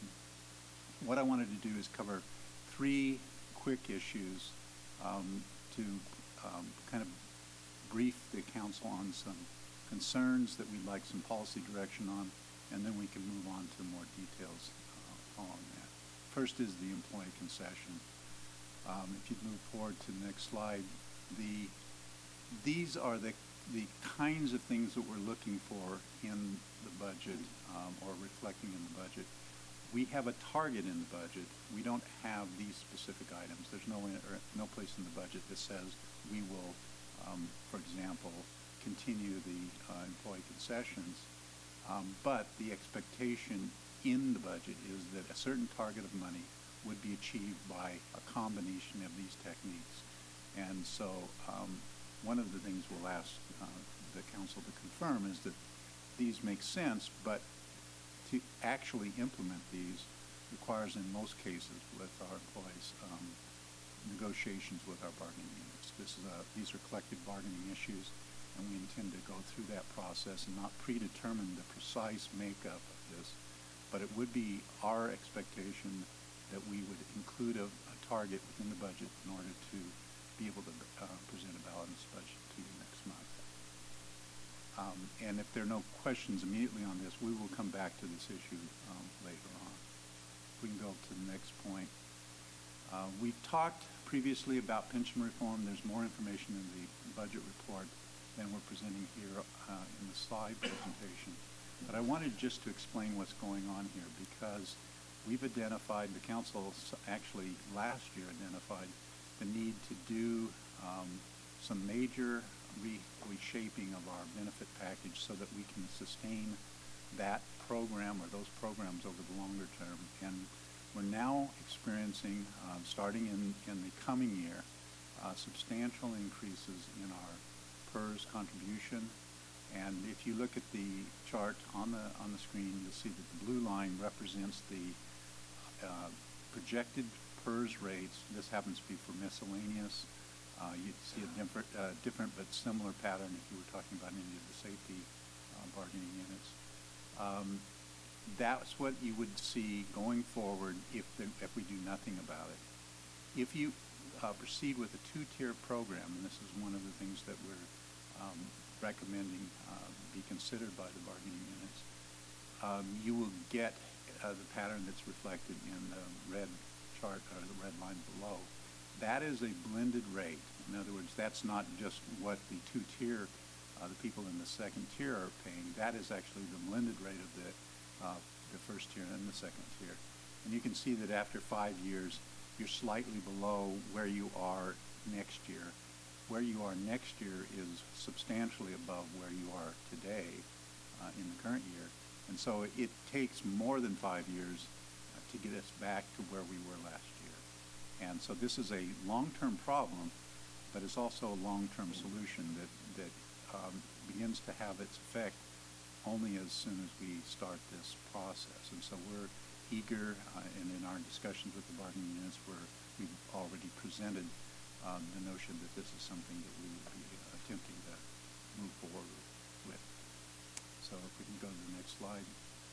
I wanted to talk about the general plan because we have talked in previous years about the possibility that perhaps we could save some money by deferring the general plan. In the past, the council has not only said no to that, they've identified it as one of their highest priorities in their annual agenda. And so we want to revisit this question only in the context that we think there are some circumstances that may have gone outside the council's attention, and discuss this with it. I would point out that this is not reflected in the budget plan to this point, but there is a possibility that we could save about $350,000 in the first year of the two-year budget. There would be no savings overall because what we're talking about is deferring, not eliminating this project. But one of the things that I didn't highlight before, but the first year, because we're relying so heavily on employee concessions and because employee concessions can't be immediately implemented, that's a much better tool over the 2 years than it is in the first year. And so anything that we can do in the first year that shifts costs is helpful in achieving an overall balance. But the real issue here is that we're at a logical point to consider maybe a hiatus on the general plan update. The reason for that is that we're at a standstill right now in terms of our consultant work. We had to scale back the scope. We've changed the relationships. Now we're trying to sort out who and how the technical work, the transportation work, and some of the additional consultant services that would be required to complete the document will be undertaken, primarily the CEQA requirements. And so we're not right now doing any work, and so we'll have to gear up to get that work going, so that it's timely in that respect. Another aspect is that there are a number of other planning and related activities, like our housing element update that's required not this coming year, but the year after that, and doing that in conjunction with the update would start to synchronize those two components. We have a flood protection program that's not quite at the stage where we can say categorically what we want in terms of land use. A year from now, we will be in that position. So there's a possibility of a better mix there. And then finally, the MTP at SACOG, the timing there may make it possible for us to benefit from some of their work on their plan, especially their environmental work. So I just wanted to highlight that for you and give you some information that maybe wasn't previously available to you. If we could go next. We need to finalize the budget, so that's what we intend to do over the coming month. We need some direction tonight to do that. We have started the process and will continue to communicate with employees. We met over the last few days with the unrepresented employees. We previously met with representatives of the various represented groups. We have ongoing meetings scheduled with Local 39 in an attempt to achieve a settlement with them by the time we adopt the budget, or very close there too. So we are engaged with them. We also need to monitor the state budget because we don't have a final answer there. And as all of you are aware, the whole issue of redevelopment has not been resolved. And that could change a lot of what we're doing. And we'll come back and talk a little bit about the assumptions we've made there. We need to prepare for a CIP workshop. We're looking at doing that in June. We would like some similarity in timing in terms of adoption of the CIP and adoption of the budget, something that we've striven for in the past but haven't always achieved. This year we'd like to have those closely aligned, and then we need to have an adoption of the budget. So those are our next steps. And so what I can suggest to you now is that if there are members of the public who would like to comment on the general plan, you might take those comments now. And then I have some recommendations to you and how you could work your way through the staff report and provide us the direction we need. All right. We have no request to speak on this item. Okay. I'm prepared to proceed. Talk to you a little bit about it. Basically, there are 4 sections of the staff report that contain policy issues and policy questions.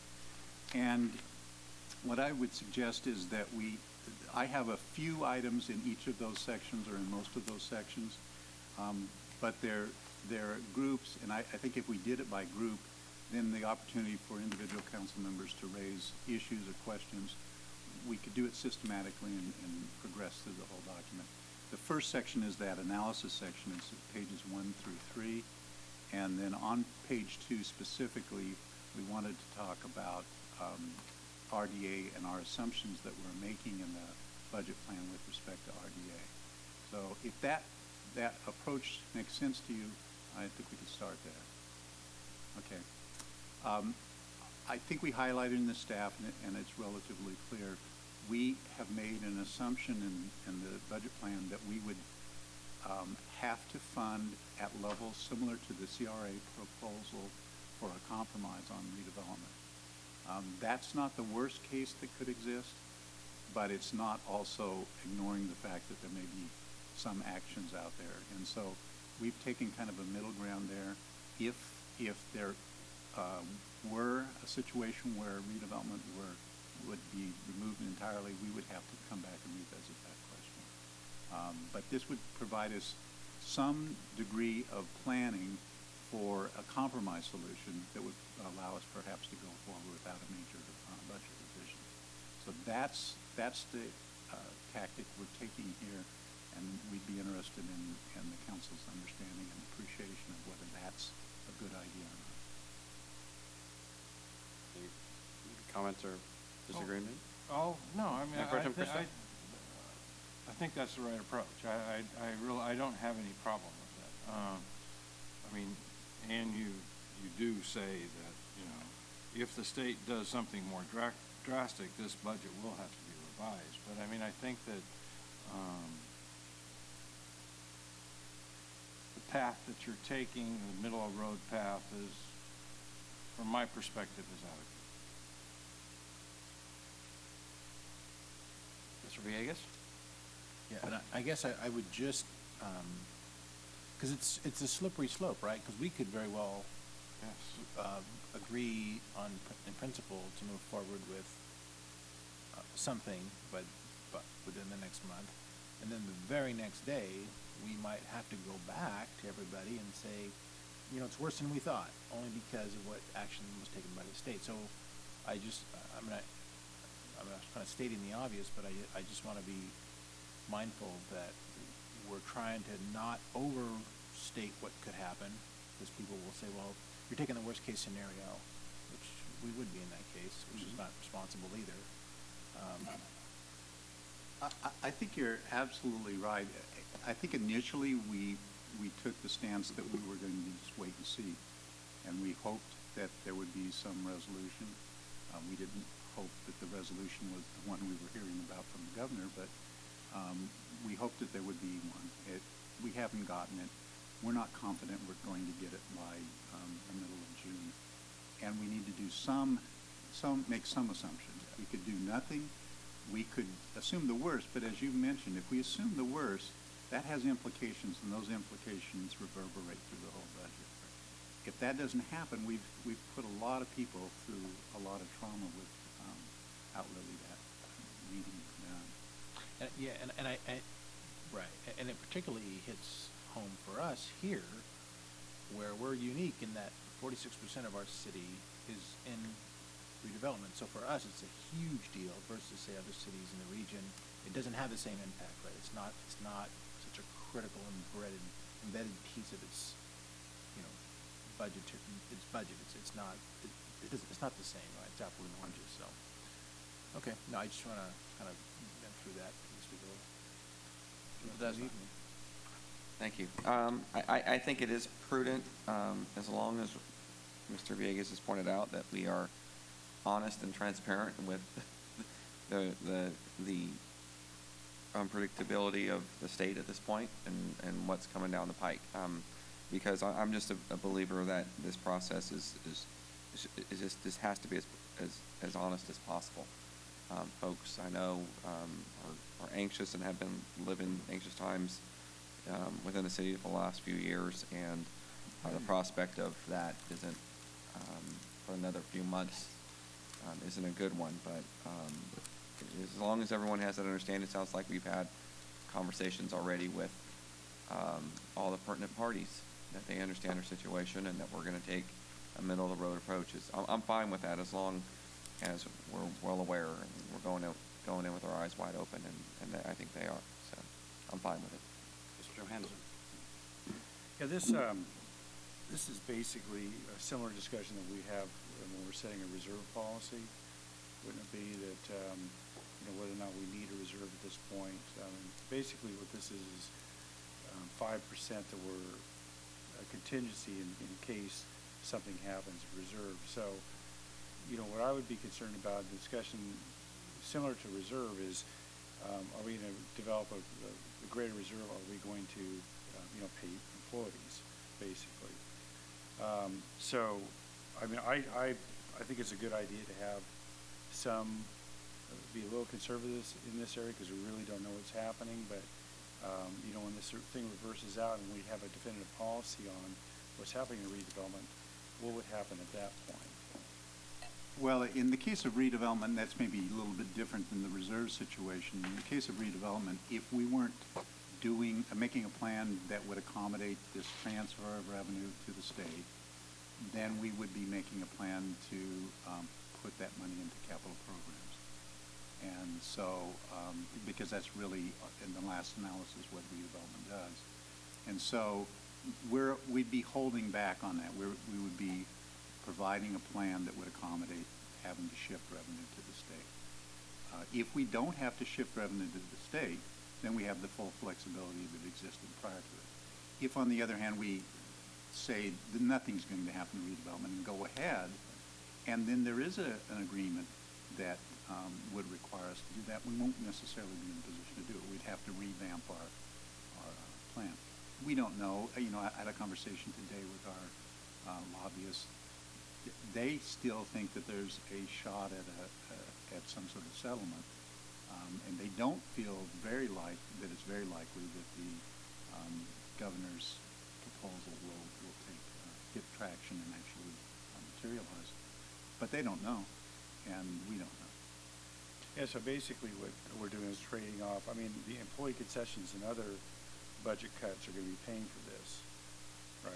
That's how this is working. Well, It's again, a package. redevelopment is a little bit isolated, not completely so, but a little bit isolated.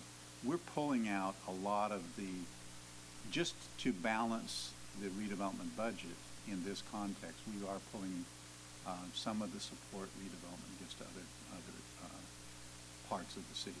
But I think that's likely to happen anyway because of what the state already did to us in the last 2 years. We've really had that process underway. So this isn't quite the same as, let's say, increasing our reserves in the general fund where we could literally be spending the money some other way. Here, you're already restricted in how you can spend redevelopment money. Right, okay. All right, thank you.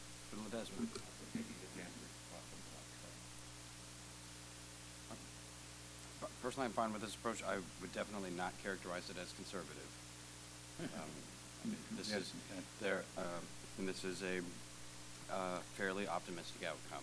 I agree with our lobbyists that it's not that the governor's proposal is in trouble, but anything can happen. And it was one vote away from passing in the assembly. It has the continued, repeated, dogmatic support of the governor.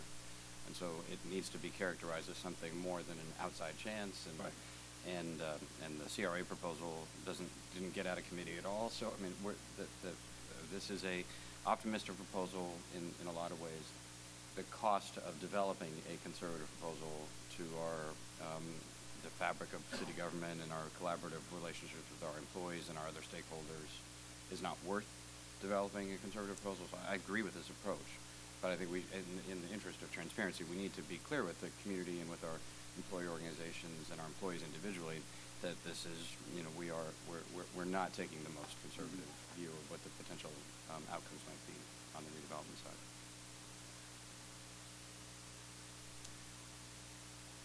That's the only issue in those first 2 pages that I specifically highlighted, but there may be other issues of concern or other questions you might have, and so I'd be interested in seeing if the council has. Mayor Pro Tem Christoph. Yes. Toby, what are the expenses that continue to cause the port to not perform to the expectations that we've had? Because if I remember correctly, we have a firm that handles operation and maintenance. So what are the expenses that continue to throw this thing out of whack? I think it's more the other side of the equation. It's the revenues that didn't materialize because of the worldwide recession, and because some of the expected cargoes haven't happened because of the lack of market for those things. We haven't gotten the revenues that we anticipated. It's not so much the costs have gone up. So what are the costs, though, that, it's like a household budget. What are the costs that you have? Is it the bond structure? Is it debt structure? Is that what's causing this? Debt is one of the major issues, and as I pointed out, there really is a 2-year time frame here where we're continuing to pay very high levels of debt service.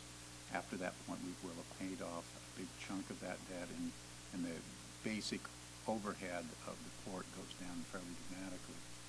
We hope that also coincides with additional cargo, and we've identified that we need to do more in terms of actually being able to develop that cargo. We have several activities, active people who want to ship out of this port, but it's a question of pulling all the things together to make it happen. And so we're looking at some things to enhance our capacity to do that. And if we're successful, I think 2 years down the road, there'll be a different financial picture for the port. If we're unsuccessful, we'll be in a similar place. And as I expressed here, if we are in that sort of place 2 years from now, and we haven't made the progress that we intended, then I think we need to look seriously at what our other options might be. What are those kinds of options? Well, the most likely would be sale of the port. Find a private buyer for the port, and that has all the sort of negative implications you might imagine. But you can either sell it in parts or you can sell it in whole, and so we're not currently in the best position to do that. It wouldn't be the right time to do that, but that might be the best option you'd have as an alternative to continuing to operate the port. But we think that would be premature at this point because we have a lot of prospects for cargo. We think that the world economy is going to change, and over the 2-year time frame, things will be better for us. And we have some things coming along, just as we saw today, the idea of the marine highway. Those things have real potential to help us see a different future for the port. Okay. All right, on to the next section. The next section is the assumptions and issues, and I have just a couple of issues here. On page 4, there's an item called billing, and I wanted to talk a little bit about that. It's number 6 on page 4, billing rates. This is an issue that has surfaced to a greater degree of importance for us over the last few years. 2 years ago, I can say with some degree of confidence, we were a little bit lax in our billing of time. And the people who bill time are primarily engineers and inspectors and construction managers and that sort of thing. They bill primarily back to capital projects, and it's a mechanism where we can fund the ongoing operation of those activities using, in many cases, other people's money, in some cases our own money, but in different forms. And in the past, we have not necessarily kept those rates at a rate that would actually fully reimburse their operations. We couldn't say with any confidence 2 or 3 years ago how far off we were because we weren't fully billing. Over the last 2 years, and especially over the last year, we have really gotten to the point where people aren't working without assigning a responsibility, work task to it. So we know where the money is being spent, and we're at a point where we're fully billing out all the hours that we can. And we're collecting money at a rate that still doesn't reimburse the operation, which means your rate is too low. And overall, that rate is 10 to 15%, but in some instances might be 1 or 2%. In other instances, it might be 25% too low. Some of that is because we haven't been diligent in bringing those rate changes back to the council. In other instances, they have been brought back and have been constrained at the request of the community, the chamber, and others. And what we're suggesting here is that for 2 departments in particular, but generally across the city, but for Public Works Engineering and Community Development, that could solve the budget deficits in their departments. Absent doing that, we have to figure out other ways to do it, and there are not a lot of immediately good examples. And so what we have programmed in the budget plan is that actually the billing rates would come up to what it would take to reimburse the cost, the full cost of undertaking the work. If there are categories of people that the council doesn't want to charge that rate to, then we can come up with mechanisms for you that specifically and openly subsidize those. Right now we are subsidizing them, but it's a loss. Nobody knows how and who is subsidizing them. But at this point, there's no surplus capacity within the departments to do it, and so these departments will run in an absolute deficit if we don't do something about that. So I'm raising that issue. If it's philosophically abhorrent to you, we'd like to know, because then we'll look for another strategy. But if you're open to that concept, then we would be coming back later to deal with it. So you jumped right to number 6 on this. I did. On this list, how are you? Here's what I'm doing is I'm highlighting section? a few in each of the sections, and then I'm asking that you actually, if there are others that you are concerned about. All right. Do you want to have a full discussion about number 6 now, or were you going to highlight all the ones you were going to highlight? I was looking at doing them one at a time. Okay. All right. Mr. Johannesson. Hey, Toby, a couple of things. Now, what goes into the cost that we're trying to recover? Because we're also talking about some pension issues. That's must be part of that as well, right? Everything, yeah. It's the direct cost, the direct benefits, and the indirect costs. Right. So all of it. So are you assuming that we're going to make a decision on some kind of pension adjustments that goes into that cost, that we are going to do that, and this billing rate increase is even required after that? As we illustrated, even when we make those pension changes, it doesn't solve the problem. It slows the rate at which it gets worse, but it doesn't solve the problem for 5. Well, it doesn't solve the problem in 5 years. It's more like an 8 to 10 year solution. But yes, it all gets factored in. And so, in the instance, let's take another example that's expected. We expect employees to pay some share of their pension. That'll amount to effectively a lowering of their rate. And in lowering their rate, that will be the rate used to calculate the indirect costs and the direct costs. And is that built into this assumption? You still need a Yes. rate even after all that? Absolutely, yes. Yeah, one of the, I think we need to cover our costs. There's no question about that. But the question is always, what is our cost and what can we do to minimize the cost? Have we done everything possible we can to, for example, use technology or look at the processes within these departments to maybe reduce the level of staff time that's going to reduce the cost? Everything we possibly can before we start raising rates?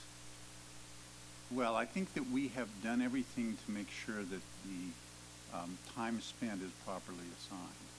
We have achieved a good deal of efficiency by getting our staff as small as it can be, and so that people are really, I would say, very productively assigned. Does that mean there's no opportunity for efficiencies? In fact, we look every day at trying to get efficiencies, but they're not likely to change either quickly enough or in a big enough magnitude to solve the problem. This solves the problem more quickly. It doesn't mean that we wouldn't be doing that, and any time we can lower our costs, those get reflected in what we have to charge. Yeah, I mean, that's what I would be looking for, is that if we do make an adjustment now, assuming there's going to be an ongoing effort to pare this down as much as we can, and then maybe looking at rolling this back at some point. In fact, we can make calculations periodically. We can do them as often as annually to have a new figure every time. Right now, as we've brought rates to you, we've shown you in some instances where a rate of say 130 is justified. You felt it was more important that other priorities be identified, and so you approve it at 110. Well, we know in that instance that you're 20% off or so. So that won't even working fully applying that rate, you won't get there. Can't get there because the rate's too low. And just one more question. One of the issues, we're in a down economy now. It's generally not a good idea to raise rates in a down economy. What we're trying to do is bring business here. Is there any feeling on the magnitude of what these rates would do in terms of our competitiveness? Well, that's one of the things that we would definitely do, is that we just as we do with impact fees, we try to do a little bit of market testing as well, and we've already started that process. And we would certainly be concerned about that. But remember, this is not only what we charge outside; it's also what we charge inside. And it's what, when we get a grant for a capital project, it's what we charge that grant. Yeah, I guess. Other comments on 6? Thank you. Ledesma? Thank you. So Toby, your approach to, just so I'm clear, your approach to how we're going to plan for this, it's sort of twofold. First of all, for this exercise, budgeting exercise, you're in essence making it whole. So you are are you suggesting that you're going to show a budget plan that covers 100% of all costs, and where rates will be reflective of being able to cover that? And then second part of that is looking at our rate structure needed to achieve that. Is that a correct characterization of that? Well, the first part is we make some assumptions about how quickly and how completely we can do that. And so we're not making the assumption in the budget plan that instantaneously, as of the time of the adoption of the budget, the rates have gone up. We're making an assumption that we're allowing basically a half a year for analysis and review and deliberation before we even implement any, and then we're making, assuming some transition or implementation phase in. So we basically capture in the second year a full cost accounting, but probably only a fraction of that in the first year. And that's another example of solutions that work better over the 2-year time frame than they work in a single year, and why we favor those things that we can reduce costs in that first year, because a lot of our solutions have a better effect or bigger because that was my question. You're not looking for us in the same time frame. I was a little concerned about that same time frame trying to decide rates. No. Okay, No, so this is similar to the conversation we had with respect to utility rates, where we alerted the council to the need to adjust sewer and water rates, and then took it through a process to get it to you at a much later date when we've had a chance to analyze everything and come up with a valid proposal. So we would be accommodating a time frame for implementation.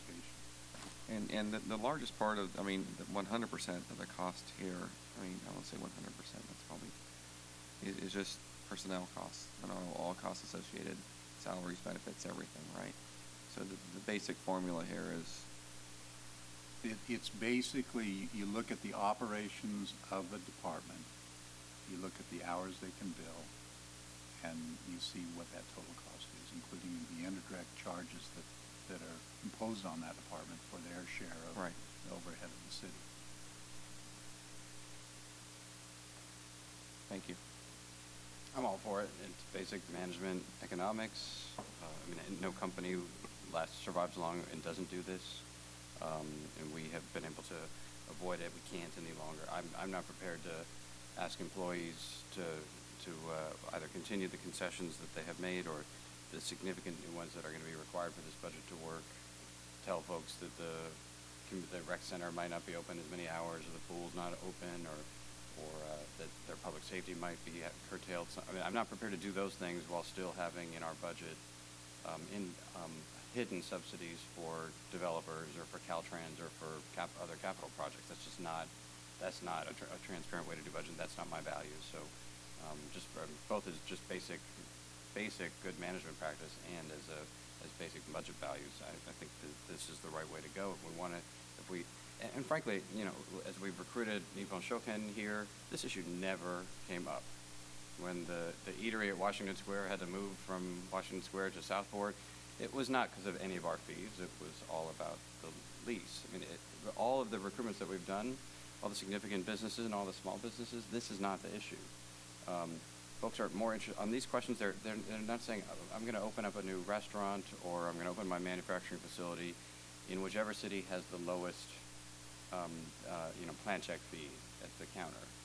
They will look at it and say, oh, that's totally unreasonable, but that's not a decision point, right? If that's how you're making decision points for your business, you're not going to do business very long. If you're not paying attention to what the market is, where your buyers are, where your shoppers are, where your workforce is, you know, all the things that actually do matter. This is one of those items that you're looking just is there something unreasonable about it? And so that's hopefully you will be paying attention to that in terms of the market testing. But this is not a critical decision point for investment in our community. And on that end of the equation, on our end of the equation, we just have to budget in a responsible, economically sound way, and this is the right way to do that for both internal and external customers. All right. The next item I wanted to highlight was the pension reform. We've talked about this a good deal, and I'm looking here to just get some sense that the council is comfortable with the fact that if we approach this in the fashion we talked about, it will be a long-term solution. It won't be a near-term solution, but it does require action as quickly as we can if we want to take this approach. And the council has indicated in the past that was their approach, and I just want an affirmation that you're still comfortable with it, having seen some of the implications at this stage. Well, I'll start out. I guess one of the things I would like to have is I'd like to have a sheet or an analysis of not only the 2% at 50, but 2.5% at 50, and for public safety. And then again, I'd like to have the instead of 2% at 60, 2.5% at 60. See, I just need to get a bearing of, you know, where that is on the charts. I know what 3% at 50 does, because that was just obvious earlier today. But I'd like to see what these other figures are, because I don't think it's substantial, especially short term. Yes, it isn't substantial short term with respect to, say, public safety and 3% at 55 versus 2% at 50. Those are not dramatically different. There is quite a difference between 2% at 60 and 2% at 55 for miscellaneous. But I'd like to just see a sheet as you send us materials and things. I'd like to see a sheet on what those costs are. Can I ask you what you're looking for in this conversation? The council has provided extensive and specific direction. These are matters of collective bargaining in our closed session, and I want to be very careful that you're not asking each of us individually to declare our opinions about elements that are subject to collective bargaining. That's an excellent point. What I am really asking is that, have you seen anything in what you've received from us that changes the direction that you provided previously? And if that's the case, you don't need to even specify what it is. Yes, you're either comfortable going forward with the previous direction, or you would like to have that rethought, and then we can have appropriate conversations in closed session. I guess that just as a threshold question, I'm uncomfortable doing that in a public session. That's fine. And it doesn't seem like it would be appropriate for our negotiator. I mean, that's fine. I'm good. Okay. The next issue I had was the issue that we talked about in the presentation about deferring the general plan. And I wanted to see if you had any questions about that and any conclusions about that. Mr. Ledesma. Thank you. I know you ran through these earlier in your PowerPoint, and you discussed some of the other studies or elements that we might be able to leverage. I was just curious, was on that portion of your presentation, are you basically, I want to make sure that deferring this general plan isn't disrupting anything else or putting us at risk of anything else as a result of us not, we all talked about this was a priority for us this year. And there are a lot of reasons why, because it's a general plan and there's the elements within it from affordable housing there, whatever else we are used to calculate going forward rates. By deferring it, I'm just making sure we're not.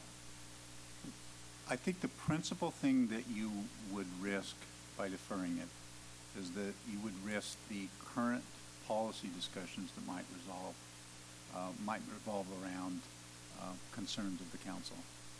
That you'd not be taking them up today. You'd have to be waiting 12 months to do that.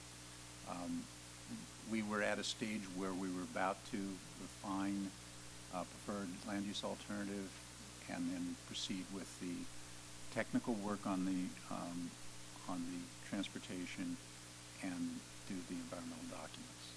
So there were just some refinements, and then there would be a lot of technical work done. And then at the conclusion of that, you would be starting the final policy determinations. Our feeling at staff level is that if we defer that a bit, we don't run much of a risk in terms of those specific activities. The transportation, we actually probably benefit from a little bit of a wait, because we now will have more current socioeconomic data from the census. And we won't have seen a lot of new developments, and a lot of things won't have changed in our base calculations, but we will have better statistical information to work with. And we're at a stage where stopping doesn't cost us any significant amount of money, because we are already stopped, and we'll have to start again at some future point. There's probably a minor possibility that because the market is so tight now, that we could get a price that would be better from consultants today than we would a year from now, so we run that risk. So it's not without risk at all. But we think that on balance, there may be more advantages to deferring it 1 year than proceeding. But we also have to have your judgment about how important it is to proceed. We don't think that we're going to need to do this to outpace future development or anything like that. We don't think within a year or within 2 years we're going to be faced with overwhelming pressure to develop in areas we haven't planned for. So that certainly is not a concern we have. Well, my concern isn't that because I can bet a month's paycheck we're not gonna outpace the development coming our way. But I am concerned about other priorities we have articulated or are looking at, and whether we're having elements of the general plan or at least the general plan as a whole in place to move forward on. And I don't know what those are. The transportation plan comes to mind, but I think when we move forward on things and move forward on the bridge district and streetcar and bridges and other the backbone of our community that we want to move forward on, not having a general plan for another year, will it set us back? And that's the basis of my question. And secondarily to that is, and I'm not versed in it at all, as people in this room are, the dependency of us, the relationship to the state and getting grants and doing things we need the funding from the grant. And I know that they look at our general plan by way of as a measure of how we're planning our community, how we're pacing growth and so on. And so again, I just don't want it to be put. It's been a while. We've been in the middle of this general plan, pushing off one more year. I don't know the ramifications totally, but that's what I see or feel. I don't see too many examples of the former where it could be an obstacle to us because we hadn't completed an update, because we do have a valid general plan. Housing elements are a different animal, but we have a current valid housing element, and we will be undertaking in one more year a new housing element update, so that would be consistent with the timing of the general plan. I can give you an example, a specific example that we're well aware of. We're in the process right now of defining the alignment of the Southport levee. Where it goes, how much it sets back, is unknown at this stage, but will be known within a foreseeable period. We think within 6 to 9 months we'll be in a position to say we have a preferred alternative. Of course, it still has to be studied, but we would know where we think we're going with that.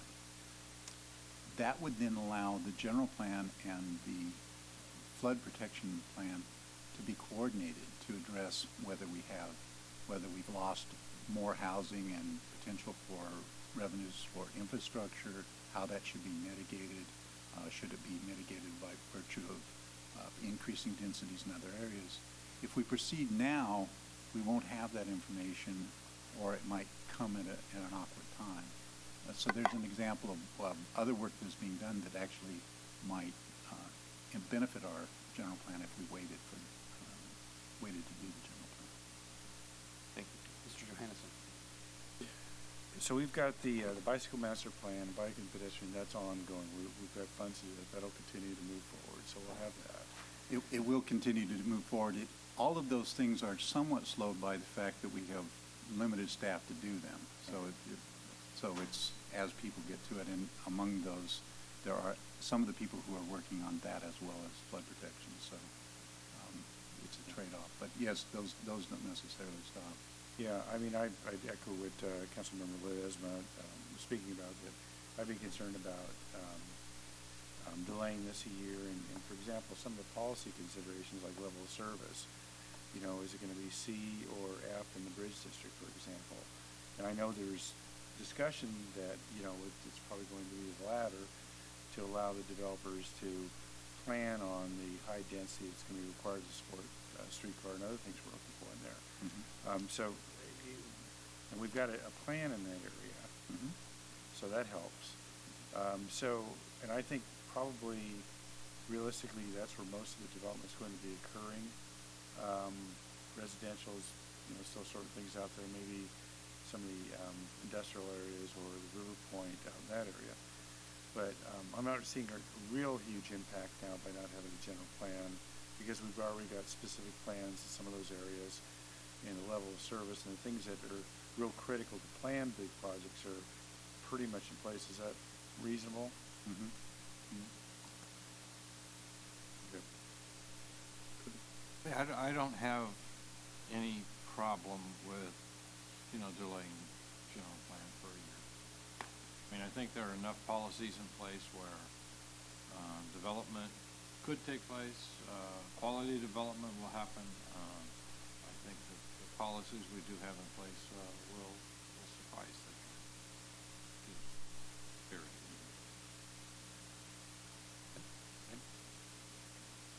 All right, thank you, appreciate that. So this section extends from page 3 all the way to page 6.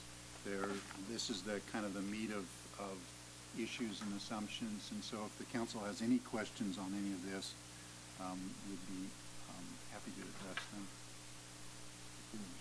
Mayor Pro Tem Christoph. Yeah.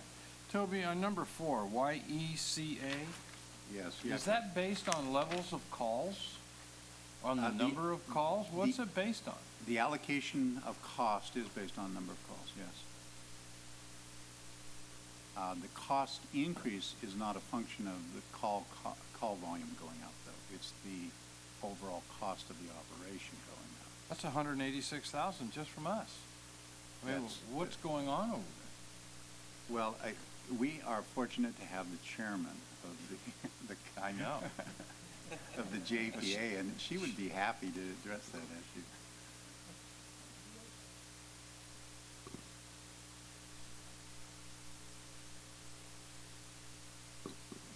The overall cost for the operation of the communications agency hasn't gone up. What's happened is there's been a shift in the call allocation formula.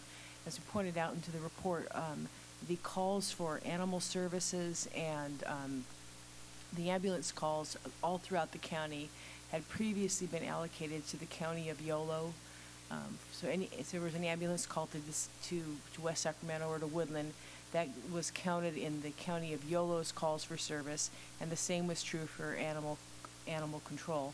And for the past 2 or 3 years, the county has been voicing some concerns about that, feeling that that was kind of an unfair allocation of the calls. And so it has been resolved by now allocating the calls to the respective jurisdictions, and that's resulted in the cost for West Sacramento going up, and also the city of Woodland, and then commensurately the costs for the county of Yolo have gone down. Let's see. I guess one of the things I would recommend, and that is that under number 5, Safer Cops grants, that we do apply for the hardship waiver. I think it's important that we do that, or at least give a try. I know some other jurisdictions are doing that too, so whether we can be successful or not, I don't know, but it would help us. And that's all for that section. Well, while we're on 5, then let me just weigh in. I just want to underscore the point, and because I know in the mayor's meetings, there's been a lot of jurisdictions have made this application, and the federal government has indicated some willingness to consider. Those jurisdictions have principally made them for really significant cuts, and I know we're doing everything we can, and partly because of this grant, and partly because of our own commitment to maintaining public safety levels, to not have to reduce expenditures in this area. But I think I just want to put underline the line in the recommendation about our ability to achieve savings in other ways in the department. That's going to be essential. I mean, in both cases, these grants, make it more expensive for us to make little cuts in staffing levels to the police and fire department. But if we're unable to achieve savings in other ways, then we may have to contemplate large cuts, in which case these grants are no longer that big of an incentive. That is what's happening across the river at an order of magnitude far beyond what we would ever consider here.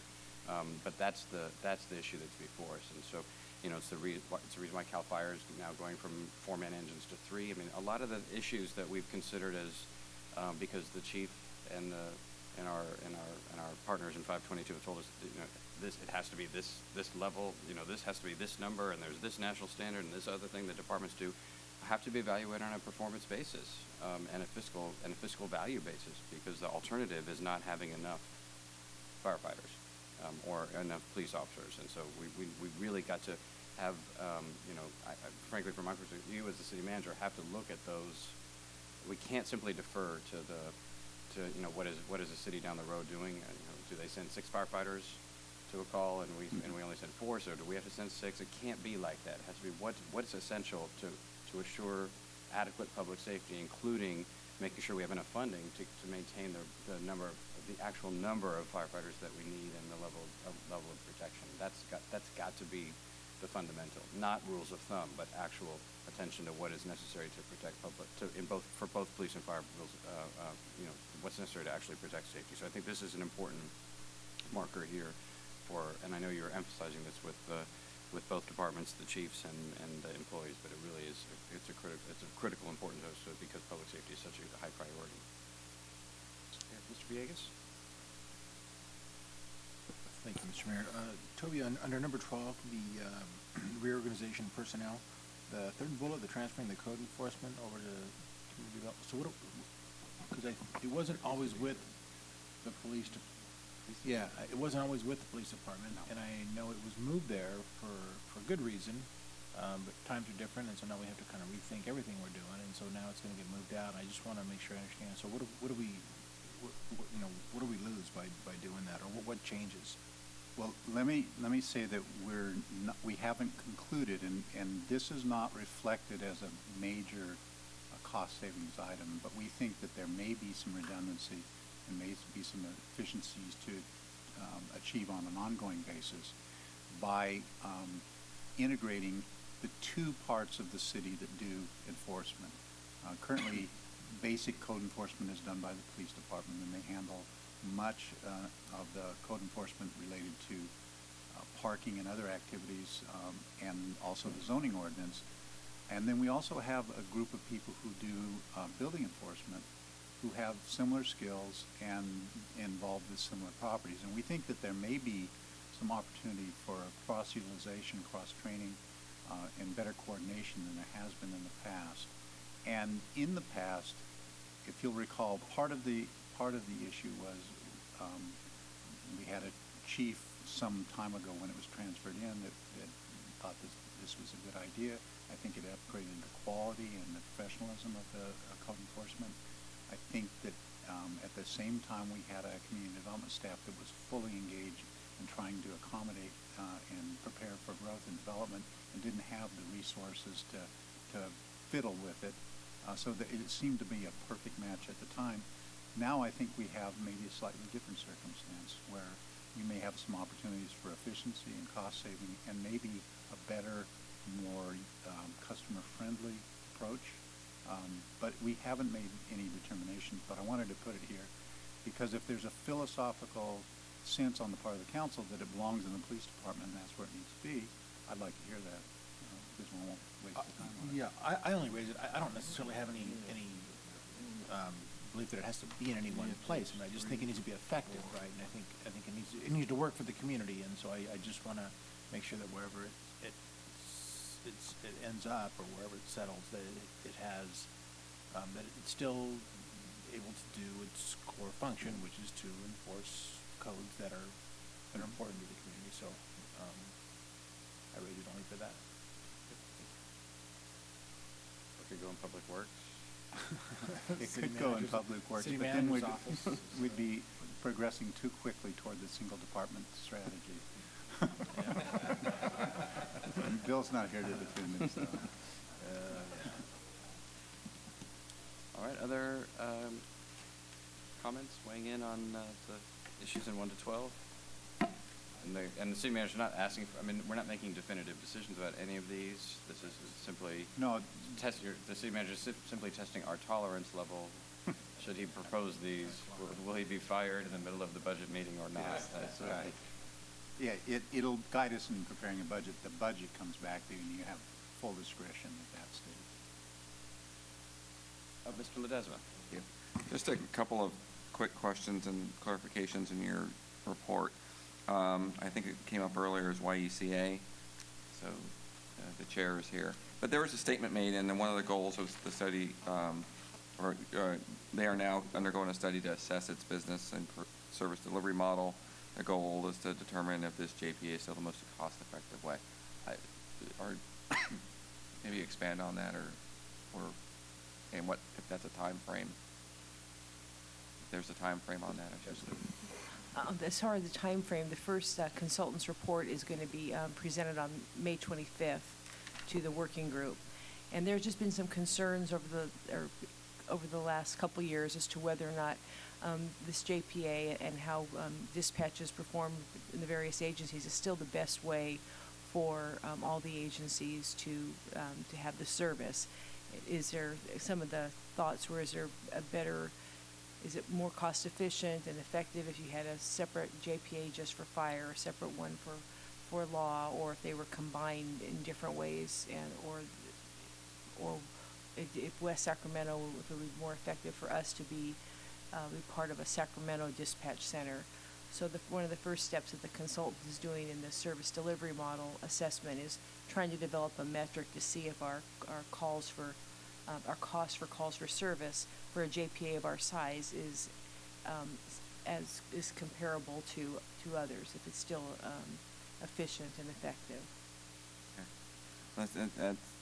Thank you for the update, because I was hoping that there's some discussion around that, only in the sense that, here we are looking again at our organization and people, and I just want to make sure we're doing all we can at every level.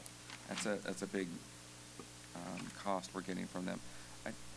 Yes, it is a lot of money. I did have another question. I lost it.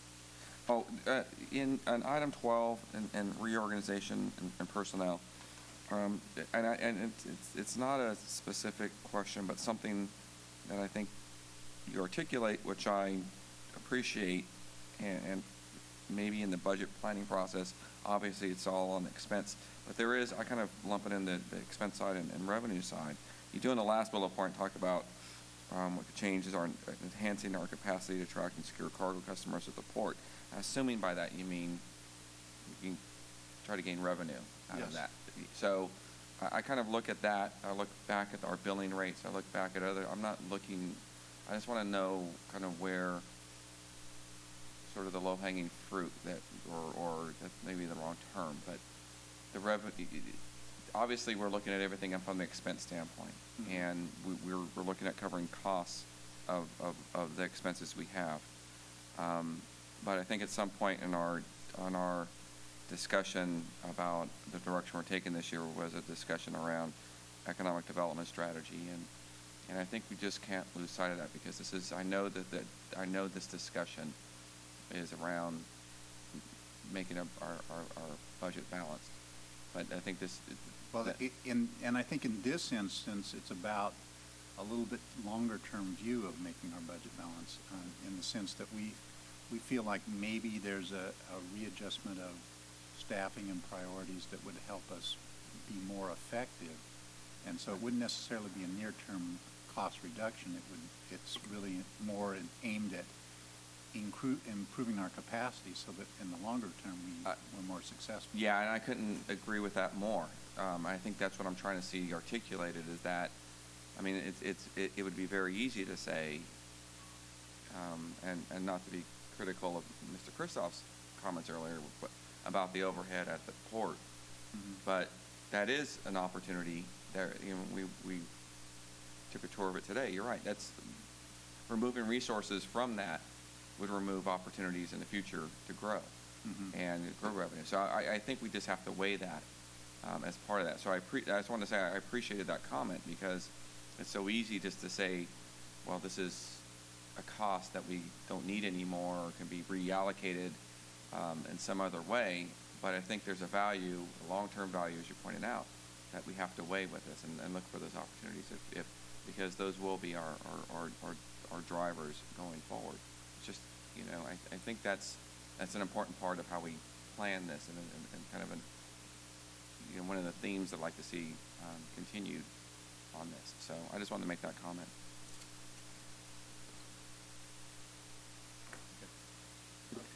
Yeah, maybe just a quick wrap-up comment for me. We've over the last couple of years, we've been looking at this budget, and it's been, I think we've all are looking at this as more or less a permanent downturn the way the economy is now. And when we're looking at other cities in the region, that I don't think that has really come to a realization that's really going to be the case. And you're seeing, particularly across the river, revenues that may not have materialized. It continues to make drastic cuts. So, I think what we're doing here, we're really focusing on the long term, and just in general, my kind of guiding principles for budgets like this is we've got to be able to share the sacrifice all across the board, and we can't really focus on one particular group to do that. And I think we're going down the path of being fair here. I don't want to get into the contract negotiations now, but I view West Sacramento as part of it as a bigger region, and we have to be careful not to. Competitive. We can't really gauge how other cities are using their trucks or whatever on fire, but from the other perspective, we can't have a situation where we become a training ground for a lot of the more expensive employees. So I think this is a good step, and looking forward to the budget when it comes through. On the item 4, the external costs, and this is actually more for myself and for my colleagues. I mean, we're members of, these JPAs are certainly on the list too. We're members of things like the Yolo County Transportation District and the Air Quality District and SACOG and the Habitat JPA. And although in some instances we don't involve any general fund appropriations from the city, I think it is important for us to be mindful of the cost structure in those organizations, and particularly the employee arrangements that are there. It's very easy in those organizations, I know, because I serve on the board of several of them, like most of you do, and it's very easy to just see them in a vacuum. The CEO there says, well, we're gonna continue to make all the health payments, and we're gonna cover all of all the PERS payments, and you don't face the same choices that we face here, right? Because it's just one organization with just the one budget, and we may pay only a modest amount of membership dues, but I think partly we have a responsibility to help influence the overall picture of the public sector and local governments generally in the region, make sure that our employees are being treated in the same general way as the agencies that we're members of, and so it rarely comes up, but I do think it's important for us to be raising the issues in those agencies as well. That the same sorts of tough choices that we're making here and that we're asking our employees to consider part of the discussions that we're having with them are also being made at the agencies at which we're a member. I think that's an excellent point. And in fact, Carol serves on a couple of these boards, and sometimes she feels like she's a lone wolf in trying to get them to acknowledge that their services are being delivered to cities who are dramatically cutting back, and yet it's hard to get them to recognize that same sort of cutbacks would be expected. And she's been effective with YECA and YC Palmia in getting them to do some of the things that our employees are having to do, because it only makes practical and fair sense. Yeah, there might even be value in the council adopting, a policy, a statement or something that we then walk in and say. I'm stronger at the SACOG where I can say my council has said, we're a dues-paying member of this organization, and it just won't be acceptable if SACOG is paying 18% at 22 for its retirement plan if we're asking our employees to revisit it, which they're not. But the point is, just a statement of the organization that we believe that as those organizations are in some extent an extension of our agency, they're an extension of the work that our employees are doing. It can't be obviously exactly the same, because our patterns aren't, our employment and retirement and benefit patterns aren't exactly the same as any other of the members of those jurisdictions, but just the same difficult choices need to be considered there, and some symmetry of shared sacrifice needs to be occurring in those agencies as well, for no other reason than the selfish reason of us remaining competitive, right? So we're not being poached by those agencies, but I just think more fundamentally in a human way with respect to the web of people that work on behalf of of our community. So. All right, do you have, is there a third section you want to go over? I'm sorry, before you go on, Mr. Toby, Villegas. can I just add, I would like to see us memorialize that in a more formal way with, as you said, Mr. Mayor, something, because you're right.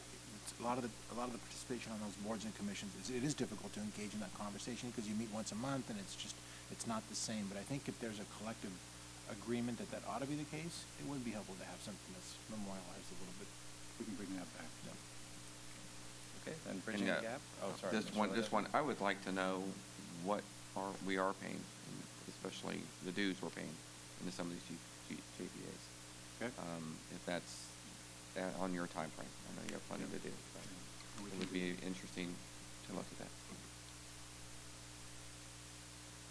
The last area that I wanted to highlight was on page 6, where we have the pie chart and the other graphs that talk about our budget plan, and see if there were any questions from the council on that. We ran through it quickly in the overall presentation.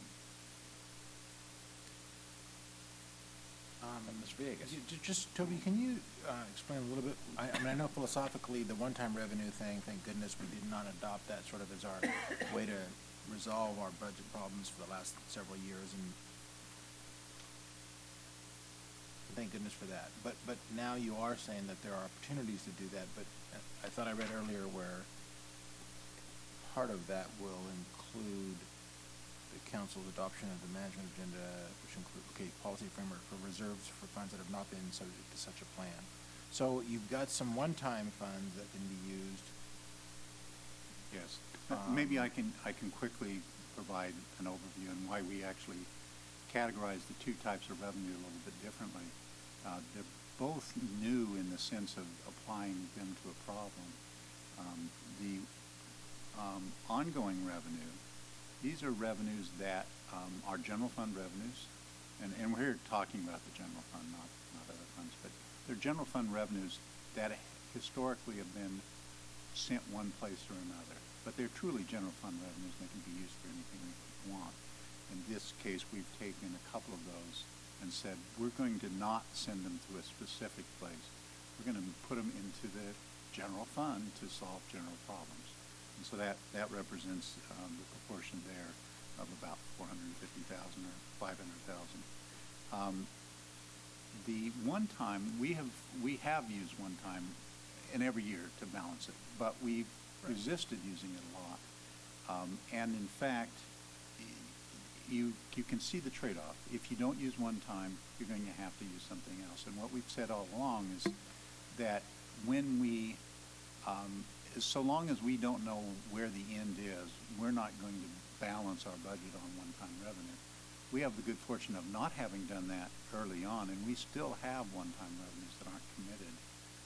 They're not specifically needed to make our reserve policy. But what we've said is we will make our reserve policy, and then once we've done that and we have a need to fill a gap, and we recognize that it's a gap that we don't think is ongoing beyond the 2 years, or not substantially so, that we would apply one-time revenue to do that. If we don't do that, then we're faced with trying to pick up greater concessions from employees or some other source. And so this is a bigger number as a portion of the deficit than we've used in the past, but it's not an overwhelming number, and it certainly represents no tapping at all of our basic reserves. Okay, and that was, I guess that, I'm glad you said that, because that was part of the second part of the question that I hadn't asked yet. But it doesn't also infringe on our reserve policy, which is part of the management. Right. No, we would be funding the reserves. Okay, good enough. Thank you. All right, any sufficient feedback? All right, then thank you very much. Thanks to the council. Council calendar. As you mentioned earlier, the first farmers market is tomorrow afternoon, and it's also Public Works Week, and I wanted to give a shout out to our Public Works employees who were really instrumental in readying the site for the farmers market. They worked very hard, as up to today, getting the water that had accumulated on the south end of the site off of it. And the 2x2 that is scheduled, the city-county 2x2 that is scheduled for May 25th, Supervisor McGowan's office called today and said they would like to cancel that and just proceed with the scheduled meeting in July. All right, questions on the calendar? City manager report? Nothing in this evening. City attorney report? Staff direction from members of the council? And we have no future agenda item requests. Mr. Johannesson moves and Mr. Ledesma seconds that the meeting be adjourned. All those in favor, please say aye. Aye. Any opposed? Hearing none. Motion carries. Meeting is adjourned.